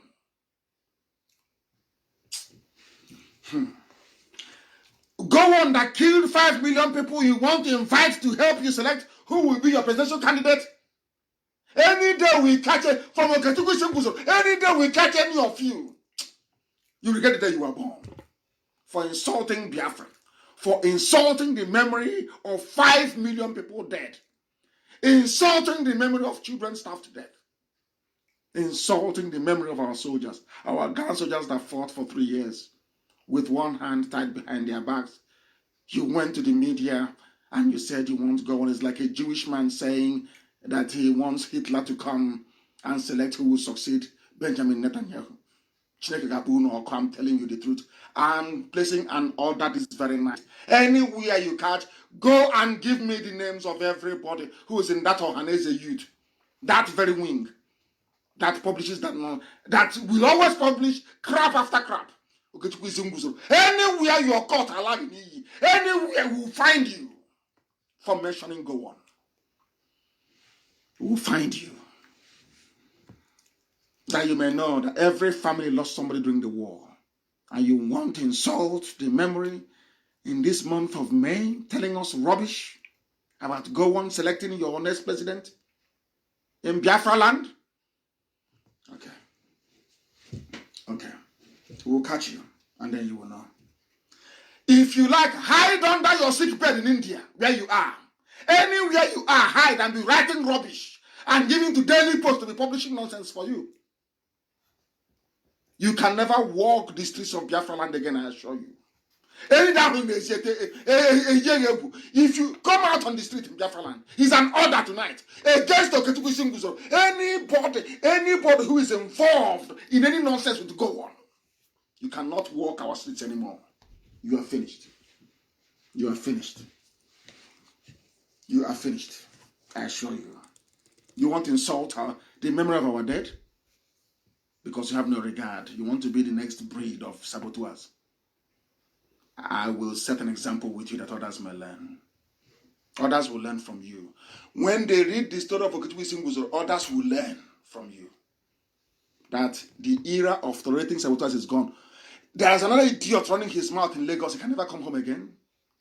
And I'm warning Osita Okechukwu tonight as well, calling himself a former Von or Born, whatever rubbish he is, voice of Nigeria. I'm warning him tonight. Let him go on air and say one more crap.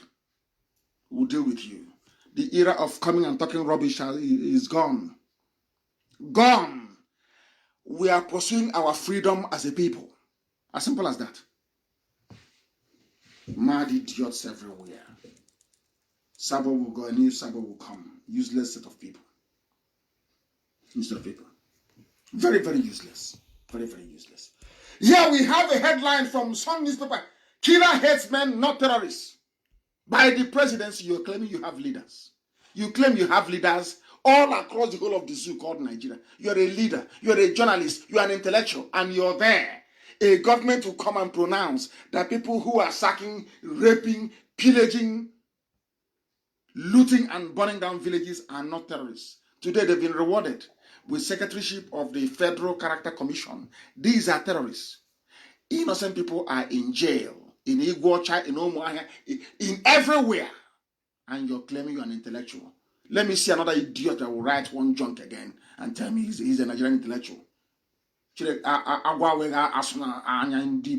Useless set of people. A snake will spit into your eyes. That's what I meant to say.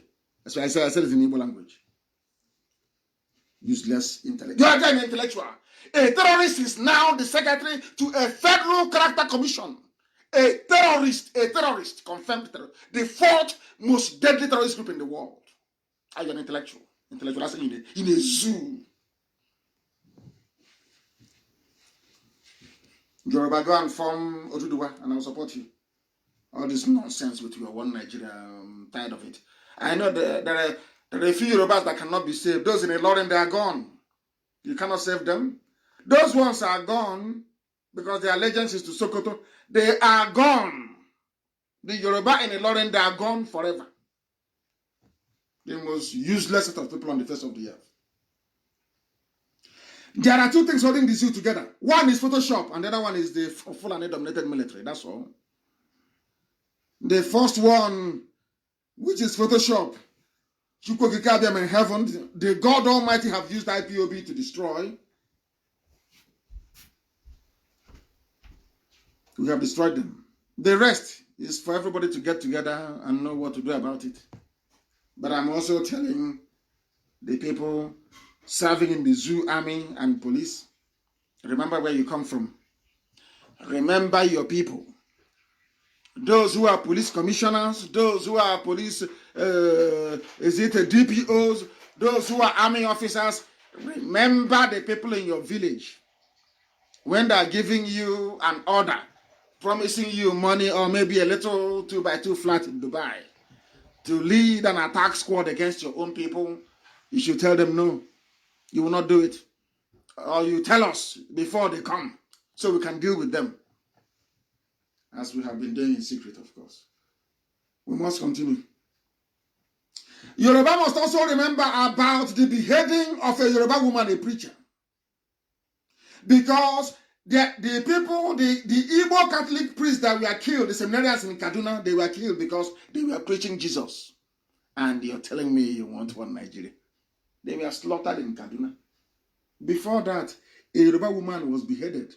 Yoruba woman. Redeem, I think it was Redeem Church. And you want to be in one Nigeria? He's not even saying, let us come together and discuss, even if we're going to be together, how that is going to be possible, given all the tension, given all the differences that we have. Nobody's saying that. No! Is everybody wants a connection to Abuja. If you ask them to go and do something on behalf of the people, when they set out, they are armed with the CVs of their daughters and their in-laws. That's what I sent somebody. Somebody came to me and said, "Oh, the government wants to talk about your case, and I want to go for you." I was in detention. I said, "Okay, you can go. I trust you. Go." He went and saw Buhari when Buhari was alive, and he went to that meeting with a CV of his daughter. But he went there to go and negotiate. Mazi Nnamdi Kanu. He went there with the CV of his daughter, looking for a job. By the time he left, he said he can leave him there to rot and die. I will make sure that the Igbos will not ask after him. I know his name. One day I will tell you. I will tell you one day. Those are the intellectual leaders that you have. A redeemed woman, Church of God woman, Yoruba woman was hacked to death. I'm sure all of you know that. You heard and read the story when it came out. Redeemed Church, what is her name? Her name is Eunice Elisha, wife of a pastor in Kubwa, Redeemed Church. Let me get the name of the husband. What is the name of the... They don't want to write it now. They don't want to write the name of the husband, do they? Olawale, Pastor Olawale Elisha. The wife was killed. But you have a Yoruba newspapers and TV stations supporting those that beheaded a Yoruba woman in Abuja.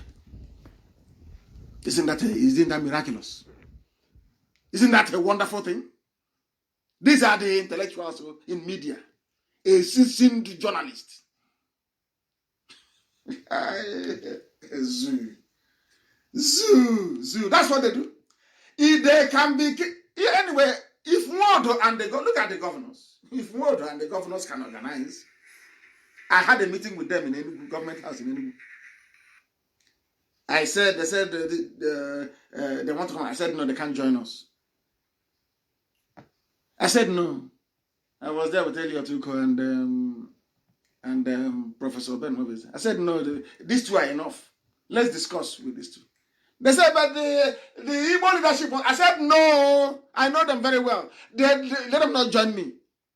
Not knowing that they brought, that time, what's his name? Lawalda, or the DSS boss who came with a bag, white bag stuffed with euros to bribe me to stop Biafra agitation. He came with those they call Igbo leaders to give me money. So I will stop Biafra agitation.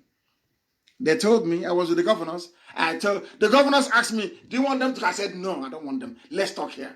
This is what I'm giving to you to go and give to Abuja. This is what I want. They couldn't do it. The next time they said, he's stubborn. He wants to put us into trouble. Let's go and kill him. And meanwhile, the Fulani, those who are killing in the name of Fulani, they are being rewarded with Federal Character Commission Secretaryship. IPOB that is peaceful, agitating for the betterment of their people and trying to stop terrorists from coming in. Our own so-called leaders betrayed us. I said, go and kill them. But no Fulani man, I said, ever go and kill Mieti Alao.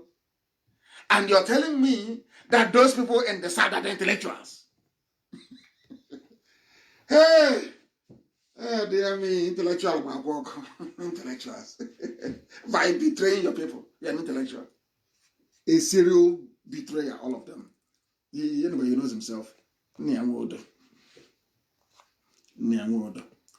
I know why the Yorubas behave the way they do. I know it's taking a bit of time. I want to, please allow me to preach tonight. If your data is finished, and I will preach to those who are on radio.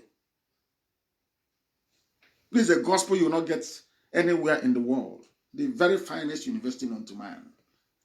I want to let you understand something about the history, that why the Yorubas are behaving the way they're behaving. They are under a curse. Listen carefully to me. They are under a curse, and that didn't curse them. Listen. In the 18th century, in 17 something, in the old Oyo Empire, they are laughing of Oyo.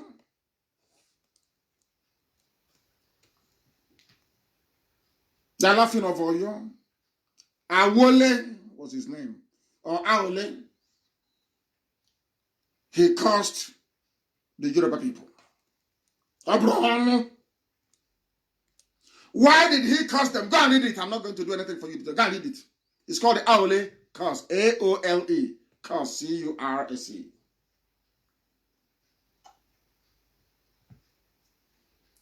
Yoruba people have from time to time, on occasions, talked about this curse. Ask them, they will tell you that they are cursed. What the Yorubas are doing, this betrayal, you see, this speaking from both sides of the mouth, this thing that they do when they go to Fulani, let's keep the Igbo man down. You, Fulani, you go, you're number one. We, Yoruba, we are number two. Igbo can be at the bottom. It's not them doing it. Pray for them. We have a lot of Yoruba pastors, the Pentecostalists, those who say they're prayer warriors, and I'm asking them tonight to pray for this curse to be lifted on the head of the Yoruba nation. It's called the Aole curse. It's not from me. It's not from me. It is from this very man who he ruled up until 1796. He was the laughing of Oyo. I am giving you raw history. Raw history. The same thing played when Akintola betrayed Awolowo. They said it is the Aole curse that struck then. And what happened? You may ask. The Yorubas betrayed the Alafin of Oyo. They betrayed their own king. And the king caused the entire Yoruba nation. That's why they behave the way they do. So sometimes you need to forgive them. They don't know what they're doing. They are under a curse. Their own monarch, their own paramount ruler, at that time, cursed all of them.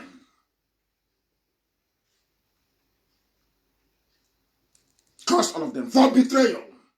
Go and read it in detail if you want to know.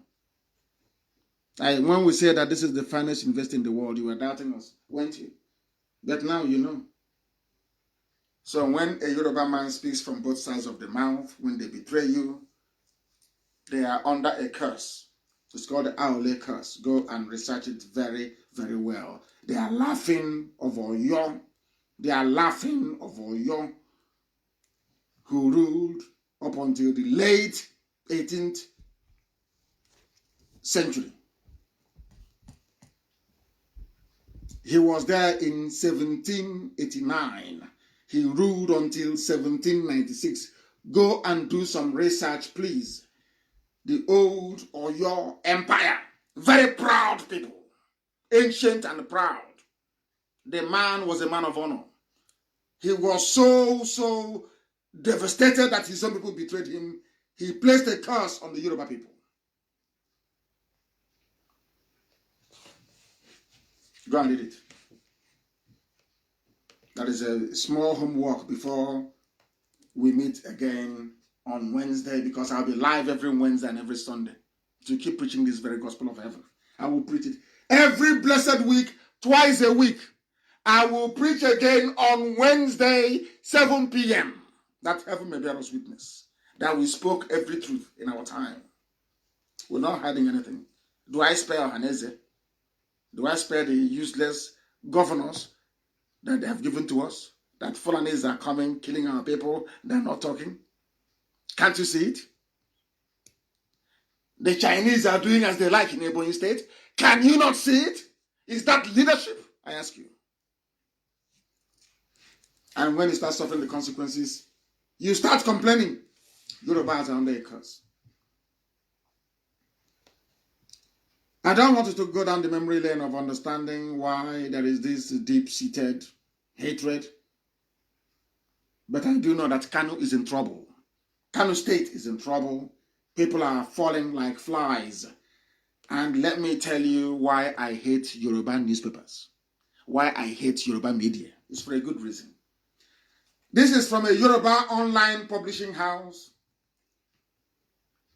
They used to write about IPOB and myself very many years ago. They closed them down, gave them a lot of money. They now opened as a champion of Nigeria's unity. Listen to what they wrote, Yoruba, online newspaper. Listen, COVID-19, Nigeria is in trouble. Kanu is in deep problem. Ex-NHIS boss, which is National Health Insurance Scheme boss. And this is their subheading. As Kanu continues to experience a surge in the number of coronavirus cases and strange deaths. Wait for it. Strange deaths. Not coronavirus deaths. No. Because all the money being collected by Ganduje and those in Asorok, they want to let the world know that they're putting the money to good use so that the number of coronavirus cases are down. That is why you can get coronavirus, but once you die, it's a result of a strange illness. This is Nigeria for you. This is Nigeria. Do you see the way Nigeria works? This is Nigeria for you. Yoruba newspapers. This one is from legit. Or should I say illegitimate? Oh, people get coronavirus and once they die, the result of death is mysterious. They don't know. Nigeria. The most devilish place on the face of the earth. Why they still allow people with green passport to travel, I don't know. Countries you ban there are evil. Absolutely evil. God forbid. The problem of the zoo did not start today. The Sadwana of Sokoto started it. Seconded by Awo, who brought tribalism into politics in the zoo. Is that Awolowo? Yoruba, who brought tribalism into politics in Nigeria. Is that Awolowo? A Fulani man was the mayor of Enugu. If you don't know. A Fulani man was the mayor of Enugu. He won 2 times. The mayor of Enugu. A Fulani man. And also, near enough that time, Professor Eyoeta, an Efik man, was the head of government in the entire East. In Igbo land, the capital Enugu. An Efik man. Why am I saying all of these things? Was how the Fulanis and the Yorubas damaged politics in Nigeria. Nnamdi Azikiwe won elections in the Western House and was to be named the premier of the West of Yoruba land. Overnight, Awolowo went and campaigned. People that voted for NC cross-carpeted and went to Action Group. Amongst them, or should I say prominent amongst them, was a man called Akintoye. Akintoye was the MPN chairman under Shagari. It was because of Akintoye's presence in MPN, that was why Azikiwe did not join Shagari in MPN. I'm giving you treasured history. Because when they came to lobby Azikiwe, remember that the man who formed MPP was Ibrahim Waziri. So that when Zik came, having fallen out with MPN because Shagari insisted on having Akintoye as the MPN chairman. Remember Akintoye Champagne? That was the man that they looted so much money. He went to France and for one of his birthdays in 1982 it was. 1982 it was. They imported champagne from France. Akintoye Champagne. Go and ask. It was Ibrahim Waziri that formed MPP originally. When Shagari lobbied Azikiwe to join him in MPN, Azikiwe said that they must remove Akintoye. And I was young then, I ask my father why. My father told me that it was because Akintoye crossed carpet from NC to Action Group, causing Zik to lose the Western House and not emerge as the premier of the West. I went and I researched it and it was true. And listen carefully to this. It was Awolowo that caused that very problem. And now Zik had no political base. Zik had no platform. The Sadwana of Sokoto had the North, the House of the North. Now Awolowo chased away Nnamdi Azikiwe from Lagos, from the Western House. Azikiwe needed a platform to be able to operate from. He came back to Enugu. And on getting to Enugu, the man who was there was Eyoita from Efik. And they ganged up and said to Eyoita, you must leave your position for Azikiwe because he needs to operate at an international level and he needs a base. Eyoita went back to Calabar, a broken and angry man. The Efiks got very angry and said that the Igbos sacked them from a position of the East. That made the creation of Cross River State very, very easy by Gowon. But I'll get to that later. Do you know what happened? The same Awolowo that kicked away Nnamdi Azikiwe in the West now ran to the people of Efik and said, Igbos are domineering.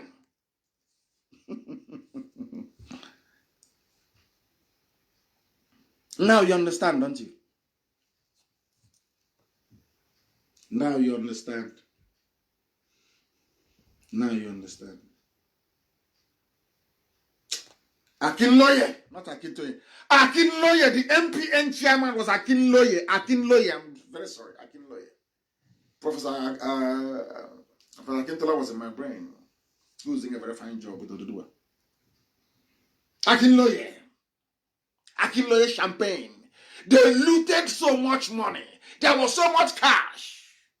As they were introducing their austerity system, there was so much money to be looted. These are your leaders, elite. First Republic elite, Second Republic elite. When they write such rubbish, I laugh at them. Akinloye champagne from the south of France was bubbling in Lagos, living large. Proceeds of corruption and looting. But what do they know? What do they know? That is why the Yorubas will always work with the Fulani people from the north. That is the truth. Yoruba will never ever go for Duduwa. And that is their problem. That is why the next time the Fulanis come, they will not only take a lorin, they will swallow all of you whole.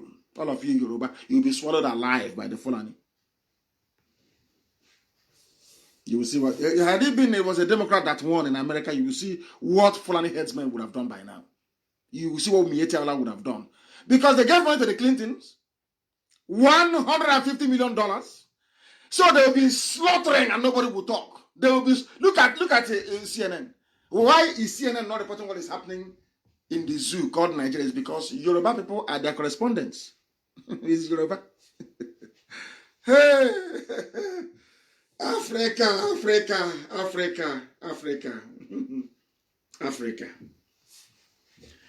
Bring Jubril to address you if you're a Nigerian. Stop disturbing IPOB and me. Bring that thing to address you live so people can ask him questions. You cannot do it. So hide your faces in shame. You can't do it. Where people see evil and they condone evil. We do not condone evil. We do not support it. It was Awolowo that introduced tribalism into Nigeria, to Nigerian politics. More than any. But a Fulani man was in Enugu as the mayor. Nobody kicked him out. Nobody burnt his house. Nobody killed his wife or his children. In all our lives, Biafrans have been trying to be good Nigerians from day one. But they never wanted us. And they can never want us. Never. Never, ever, ever. That is something you must know. Something you must know. I remember Paul Onongo in those days. He was in MPP. Paul Onongo he realized where he came from, was in MPP. But after a while, I think they brought him over as well. And when we speak the truth, the likes of Archbishop Chukwuma of Anglican Communion in Enugu will say that Igbos don't respect their elders. Can you believe such rubbish? A man that I actually respect. Archbishop Chukwuma of all people should know that Igbo people do not just give you respect because you're an elder like that. No. You must represent, you must have a value. You must be a man of truth.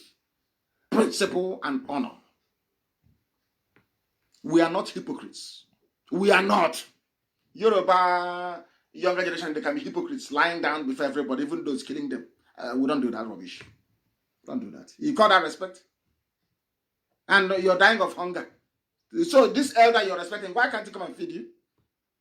Why is he not feeding you then? Why don't you have electricity and running water? You run to China to go and bring doctors. And you have elders. You have elders.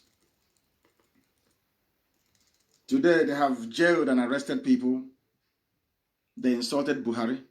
But they insulted Jonathan. There is nothing they did not do to Jonathan.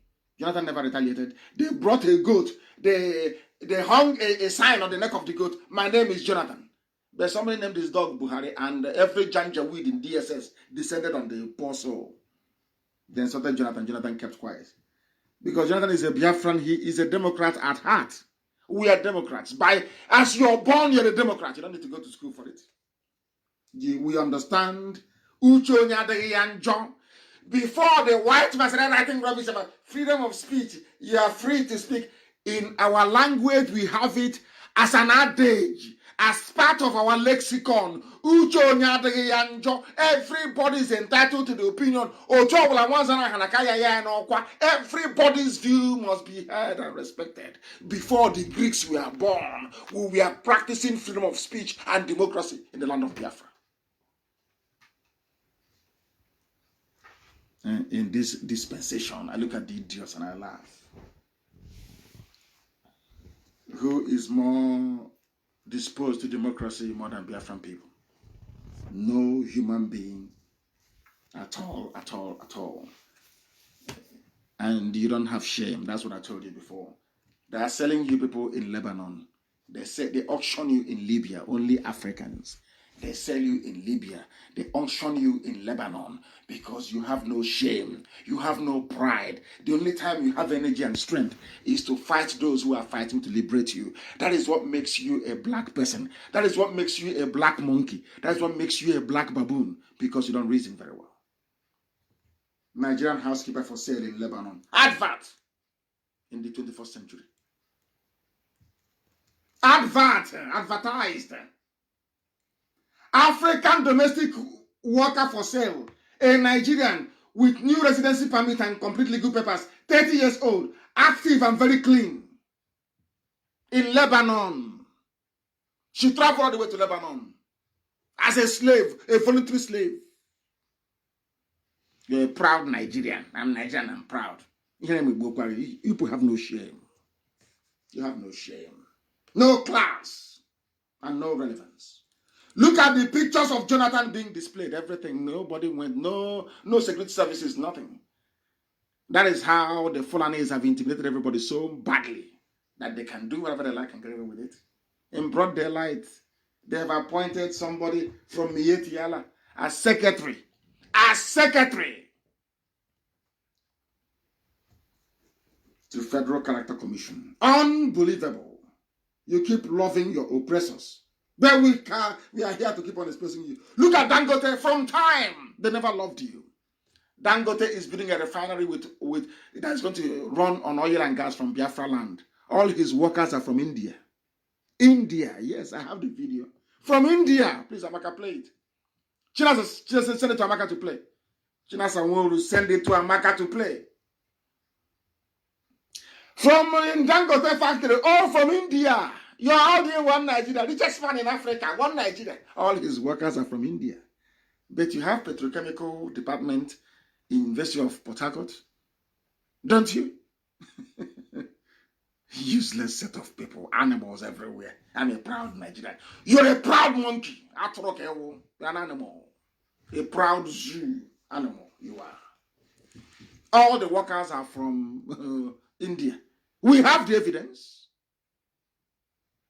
When you speak the truth, Alamajiri Janjaweed quota, badly educated idiots online will threaten you with war. And I asked them, has the Fulanis ever won a war before? Before the Fulanis defeated the Hausa kings, they convinced the idiotic Hausa people that their kings were corrupt. The Hausa peasants stupidly agreed that they are bringing in a new version of Islam. They fought and destroyed their own heritage. They now convinced the Hausas that the next problem of corruption are the Baggy people. They went to Baggy land and they took them over. The same thing to Kanuri. The same thing to Nupe. It was only the Kanuris that resisted. Kanuri said no. The Shehu of Borno repelled them time and time again. They conquered the Hausas with the help of their own stupidity. The Hausas helped them to conquer the Baggy. Baggy helped them. They now came to Kwara. And the Yoruba man, Afonja, betrayed his own people. And the throne now went to Fulani Caliphate. It became an emirate. No longer an Obastu, but emirate. And I'm saying to you, Yoruba should not be talking online. If you have shame and you're Yoruba, you shouldn't talk online. God, you shouldn't. Because a Lauren is a permanent reminder of your ineptitude, cowardice, and shame. Your own land given to you by Oluwa, Oduduwa. Somebody came all the way from Sokoto and took it from you. And instead of facing Ile-Ife, they turned the face of the throne to face Sokoto. And you have the guts to come online with a Yoruba name to be writing. You have no shame. You have no class. You have no dignity. You have no presence of mind to be talking where free men are talking. When your land is under Fulani occupation in Ilorin. Oh, Lord have mercy. As I said, they don't have shame. Blacks don't have shame. If it's white people with class, they will not write anything online. Ilorin is there, staring at you in the face, reminding you of how important you are. Go and fight for Duduwa. That is the only redeeming grace you have. All this nonsense about one Nigeria is crap. Go and fight for Duduwa and be men. Stand up like men and fight for your freedom. Stop deceiving yourselves.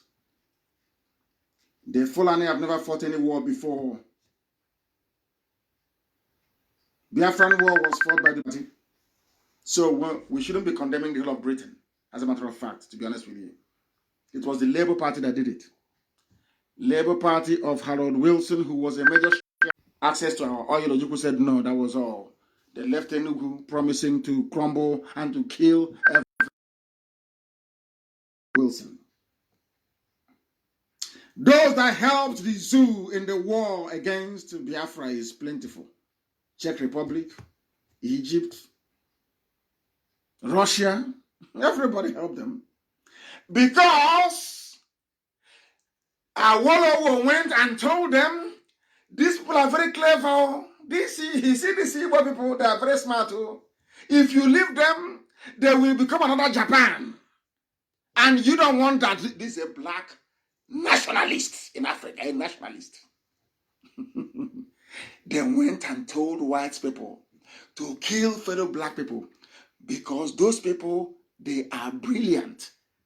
They are called Biafrans. The Igbo ethnic amongst them, they are so creative and innovative that if you leave them, this thing that Japan is doing, they will do it in Africa.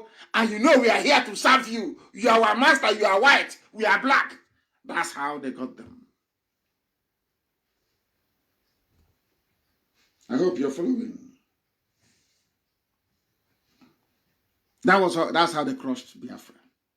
That's why when you go to UN and you mention Biafra, they all start panicking. We don't want a black race to emerge that will give the world the impression that black people are reasonable. That's all. Our only crime is that we are blessed by God in heaven. That's the only crime. That's why I said that Biafra is the last miracle on this very earth. That is why it is very, very good for them to gang up against us. People don't know what we passed through in our diplomatic effort to get Biafra recognized. They don't know what we're passing through. Fulani and the Yoruba went and told them, don't allow them. If you allow them, they'll be like Japan. So they prefer to buy cars from Japan than to buy it from Newi or Owerri. They don't want that. It will make them look bad. So it's called dumbing down. Let everybody, you know the Janjaweed system, Alamajiri, let everybody be poor. Hatred. For no reason. As I said earlier, a Fulani man was the mayor in Enugu, while Yoruba were kicked away an Igbo man in Lagos. One Nigeria indeed, yes? You people are criminals. We are here to expose the unexposable. That truth nobody will speak, I'll speak it. I will come to your house and I will speak it in your face. And very soon, I will be in Biafra land. And I will still preach this gospel. The only way you can save yourselves is to say, take your trouble and go. By the time I finish, not me, child, please forgive me, God in heaven. By the time God finishes with the zoo, for our sake, then you will know what you've done to yourselves. Oh, what is happening now is just the beginning. You watch and see. The zoo called Nigeria is irredeemable. They sent COVID-19 patients from Zamfara to where were they sending them to? Was it to Osun State? Ocean? They said that's Amoteko. Somebody rang them and told them, come and get out of the way. What is Amoteko? You're in Nigeria now. Everybody is in freedom of movement. Don't you know that before? If you want to have Amoteko, you must have a Yoruba territory. As long as there is freedom of movement within the zoo, those infected COVID-19 Alamajiri must enter Osun. Now you understand it. That betrayal never ever pays. It never ever pays. The Bagi tribe is in very great danger, of course. And the Falana have spoken. Nigeria is being ruled by incompetent, ignorant, lawless individuals. Femi Falana, who was part of APC before, part of the Yoruba group that said, over our dead body will an Igbo man emerge. Never. Let us go to the north. The Fulani, they will give it to us. So I'm asking Falana this night, who is responsible for fostering on the people a rulership of incompetent, ignorant, lawless individuals? The Yoruba did. That is one thing the Yoruba must come out and say, we did. The mess now happening in Nigeria, we caused it. We caused it. We have dealt with our own saboteurs and traitors. Yorubas must rise up and try and do the same. The news is too much tonight. I will save some from Wednesday. It is too, if I continue to preach, people, I will save some from Wednesday. But let me just remind you, before we proceed very hastily to this program, everywhere you see pictures of hospitals, people being discharged, people being admitted, but in this all you see is a chart, figures. They said that only 85 people are dead in the whole of the zoo. 85. The only thing dead in Kanu is nearly 4,000. Go and see the graves they're digging in Kanu. Nearly 4,000. But they said it's only 85 who are dead. Go and see what they're doing with dead bodies in the north. Somebody died of COVID-19. They are touching the corpse. That is the country. Those are your citizens. Hey, zoo, allow me. Zoo, useless place. Unbelievable. All they know how to do is to kill innocent people. But there's something happening in Imo State, and I want to warn Hope Uzodinma it cannot happen. Around the Zini Hitembi, I got the message late. Meeting of cattle owners and stakeholders in Ezini, the local government. So they're so proud they can come out in the open. Unbelievable. They summoned the meeting and said, well, the villagers must pay them. They're talking rubbish. Nobody's paying them anything. Those who are present, Honorable Barrister Anyadi Kenwosu, Prince Unebu, and all these people who are there, we are not paying them not one dime. You came, you drove your cattle all the way from Sokoto to Mbise. Your cattle were driven away from the farm, and all of a sudden, because of Hope Uzodinma, have people seen the consequences of Alamajiri? That are answering it. Have you seen what you have done? All of you defending Hope Uzodinma, not all of you. The few idiots Fulani with fake Igbo names. Have you seen what you have brought upon us? Hope Uzodinma gave them the authority to be doing this. The same nonsense you people did with Rochas Okrocha, I warned you. Do not cooperate with Hope Uzodinma. Look at the consequences. Let them pay them now. Let's see. We're not paying them nothing. 8 million. We should pay them 8 million. They are mad. Nobody is paying them a dime. They should go to hell. In Ezinihite. In Mbise. No. Nobody's paying them a couple there. Go to Hope Uzodinma to pay you. He brought you there. Let him pay you. This very week we are going to head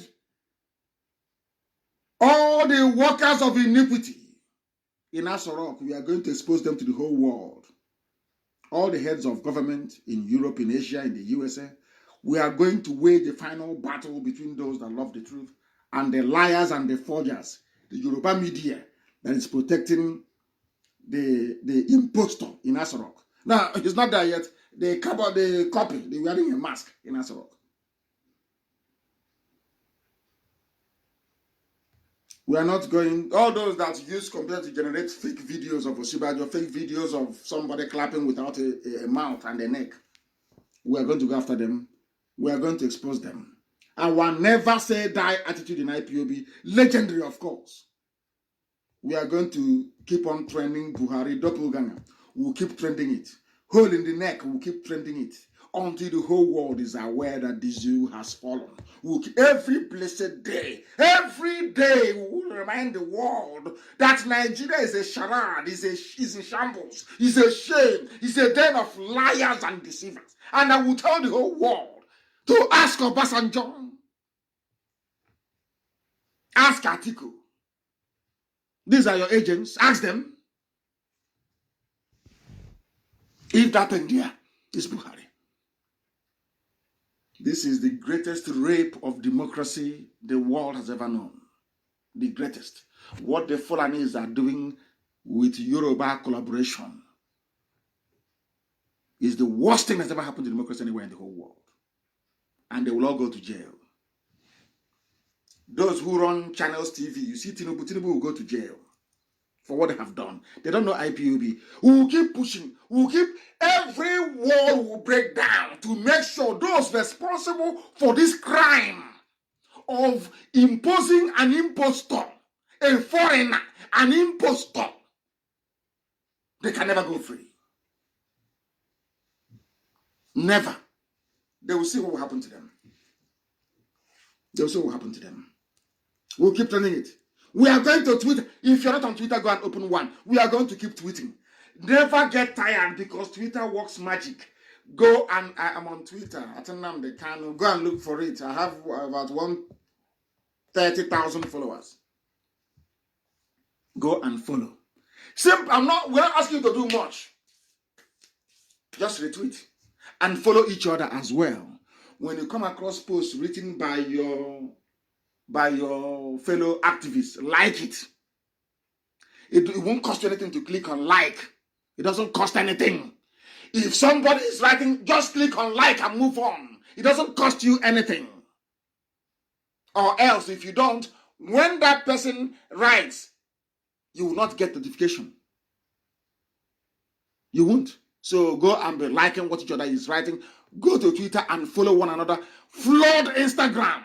All the fake photos they have of Buhari, fake photos of Jubril, we are going to all over the world, to be everywhere. Remember I told you that we'll cage him. We have caged him now.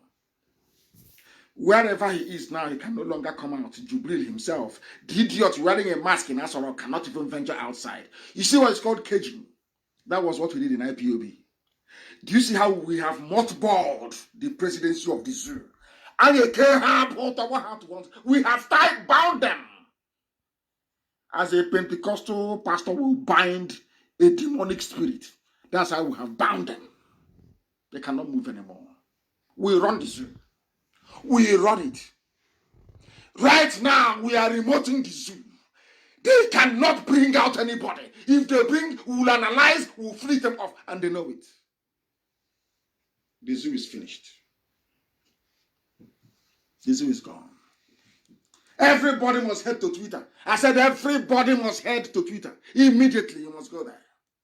You must go to Twitter. Immediately. Go there and be a part of what is happening. Everybody must go there.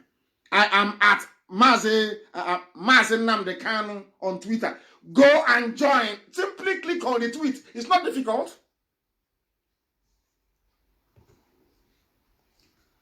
And also Radio Biafra Live is there too. Go and follow that too. And follow one another.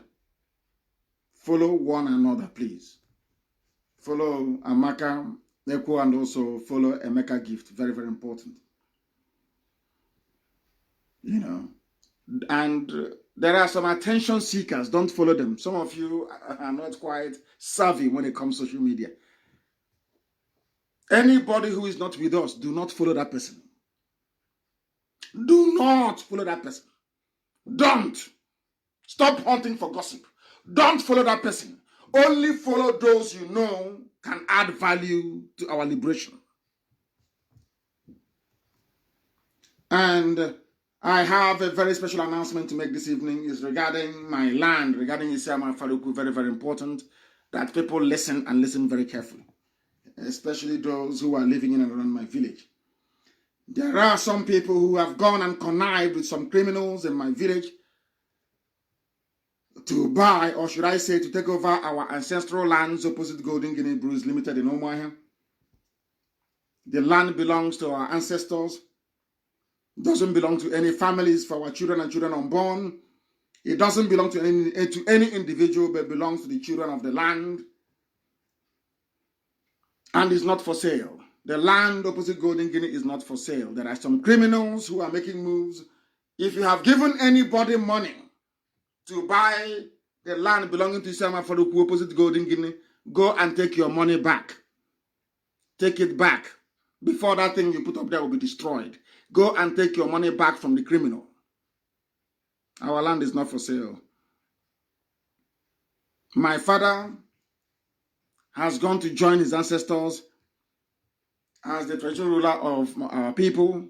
This is not an opportunity for those who are looking to sell land to profit from their criminality. It's a communal land, ancestral land is not for sale. If you have given money to anybody, like Honorable Geoffrey Nyemobi, go to him and collect your money back. And any other person you might have given money to. If you have given money to Geoffrey Nyemobi, go and take your money back. The land there is not for sale. Golden Guinea used to work to employ people. Now people are unemployed in the village. All they do is to sell land. Not just in my village, but everywhere across Biafra land. Why do you think we're looking for Biafra? Not so that people can be selling land in the village, but so that people may go to work, be productive, and make something of themselves. Go to Geoffrey Nyemobi and take your money back from him if you have given him any money. Or any other person, any other idiot you may have given money to. From Isiama Faruku, go and take your money back. It's an ancestral land, it's not for sale. My father did not sell it when he was alive. Nobody will sell it now. That is no longer there. Go and take your money back from them. And no more selling of communal land in Isiama Faruku. That also is banned. No more selling of land, for goodness sake. That was wrong with some people. There is a video published by our sister that I want played. I am going to play it this evening that the whole world may hear it. That the world may hear exactly what is happening and why we are foolish. And I want it also posted on the page, please. Amaka, post it on the page. Let's hear this. Madam Senator, please. Madam Senator. We should stay at home. That will provide food for us. For the past 2 weeks now, we have been staying at home and we are not getting anything. And I have 8 children. I'm a just pure water seller. Madam Senator, please help me. My children have to die for hunger. Please help me. Listen. Senator. You mean you have not gotten anything from the federal government? Yes, ma'am. Anyway, I might just have something for you. Thank you, ma'am. What is she going to give to her? A slice of yam, 1 tomatoes, 1 onion. Just listen very carefully. Amaka, please post this. It is very, very educational, highly educational, for people to understand that they are the architect of their own misery in Nigeria. Ordinary people are. Ma, please, this one piece of yam. This one onion. And this 300 naira, ma. 300 naira. I have 8 children. 8 children. Ma, please, this will not do us anything, ma. Please help me. So what do you want me to do? I am just a distinguished senator. Distinguished. Do I look like the federal government? No, ma. Did you vote in the last election? Yes, ma. Did any politician give you money to vote for him? Yes, ma. How much? 1,000. That is the problem. Do you have electricity? No, ma. We need transformer for the past 15 years, ma. We don't have. Do you have water? No, ma. You have sold your destiny and the destiny of your children in the hands of a politician. Yes. You prefer 1,000 1,000 naira during election. And now you're complaining. Palliative COVID relief. Have you protested before? You cannot protest. Why? Because you don't know how to protest. They don't protest nothing. To be writing You rubbish only know online. how to collect 1,000 from politician. A useless politician will come and give you 500 naira and you will vote for him. An object lesson in African stupidity. Children are outside the country. Their children are abroad. Oxford University and Cambridge. They want to Cambridge. I can't put them in Nigerian university. Nigeria don't have any good university. What they have here is a poultry farm. Poultry. If I am sick of malaria, I will go outside the country and buy paracetamol. But I will leave all of you here to die in Nigerian hospitals that we intentionally refuse to equip. We say we will not equip it. We want all of you to die. They want to equip the hospitals because they want you to die, but they fly abroad. His Excellency, Her Excellency, our leader, elite intellectual. You don't have water, you are comfortable. Mad people everywhere. You people are so used to poverty. You are used to the system. You are used to not having transformer. You are used to not having accessible roads. And you are comfortable with it because the useless politician will give you 500 naira and you will sell your destiny. What is your husband doing for a living? I know he is a political tout. Let's go talk and tout. I will leave it there for the time being. That others may go to my wall and watch it. A very brilliant video made to educate people. To educate the uneducatable. The idiots who can never read. They read and they cannot understand anything. May the good Lord have mercy upon our soul, to be honest with you. Africa is in a mess. The quality of people being produced in Africa, both by birth and by education, is a disgrace to humanity. We are actually a minus to mankind, I'm telling you. It is so painful. After collecting 500 naira, 1,000 naira, snatching ballot box, now COVID-19 has come. We have realized how poor and wretched we are, both physically and spiritually. And on that note, we bring today's proceeding to an end. And as always, without any hesitation, we proudly proclaim that Biafra is indeed our religion. Here on Radio Biafra is where we worship, because Elohim Chukwokika Biamapurumi is our God. I thank you very much for listening. And from me, from here, it is good evening.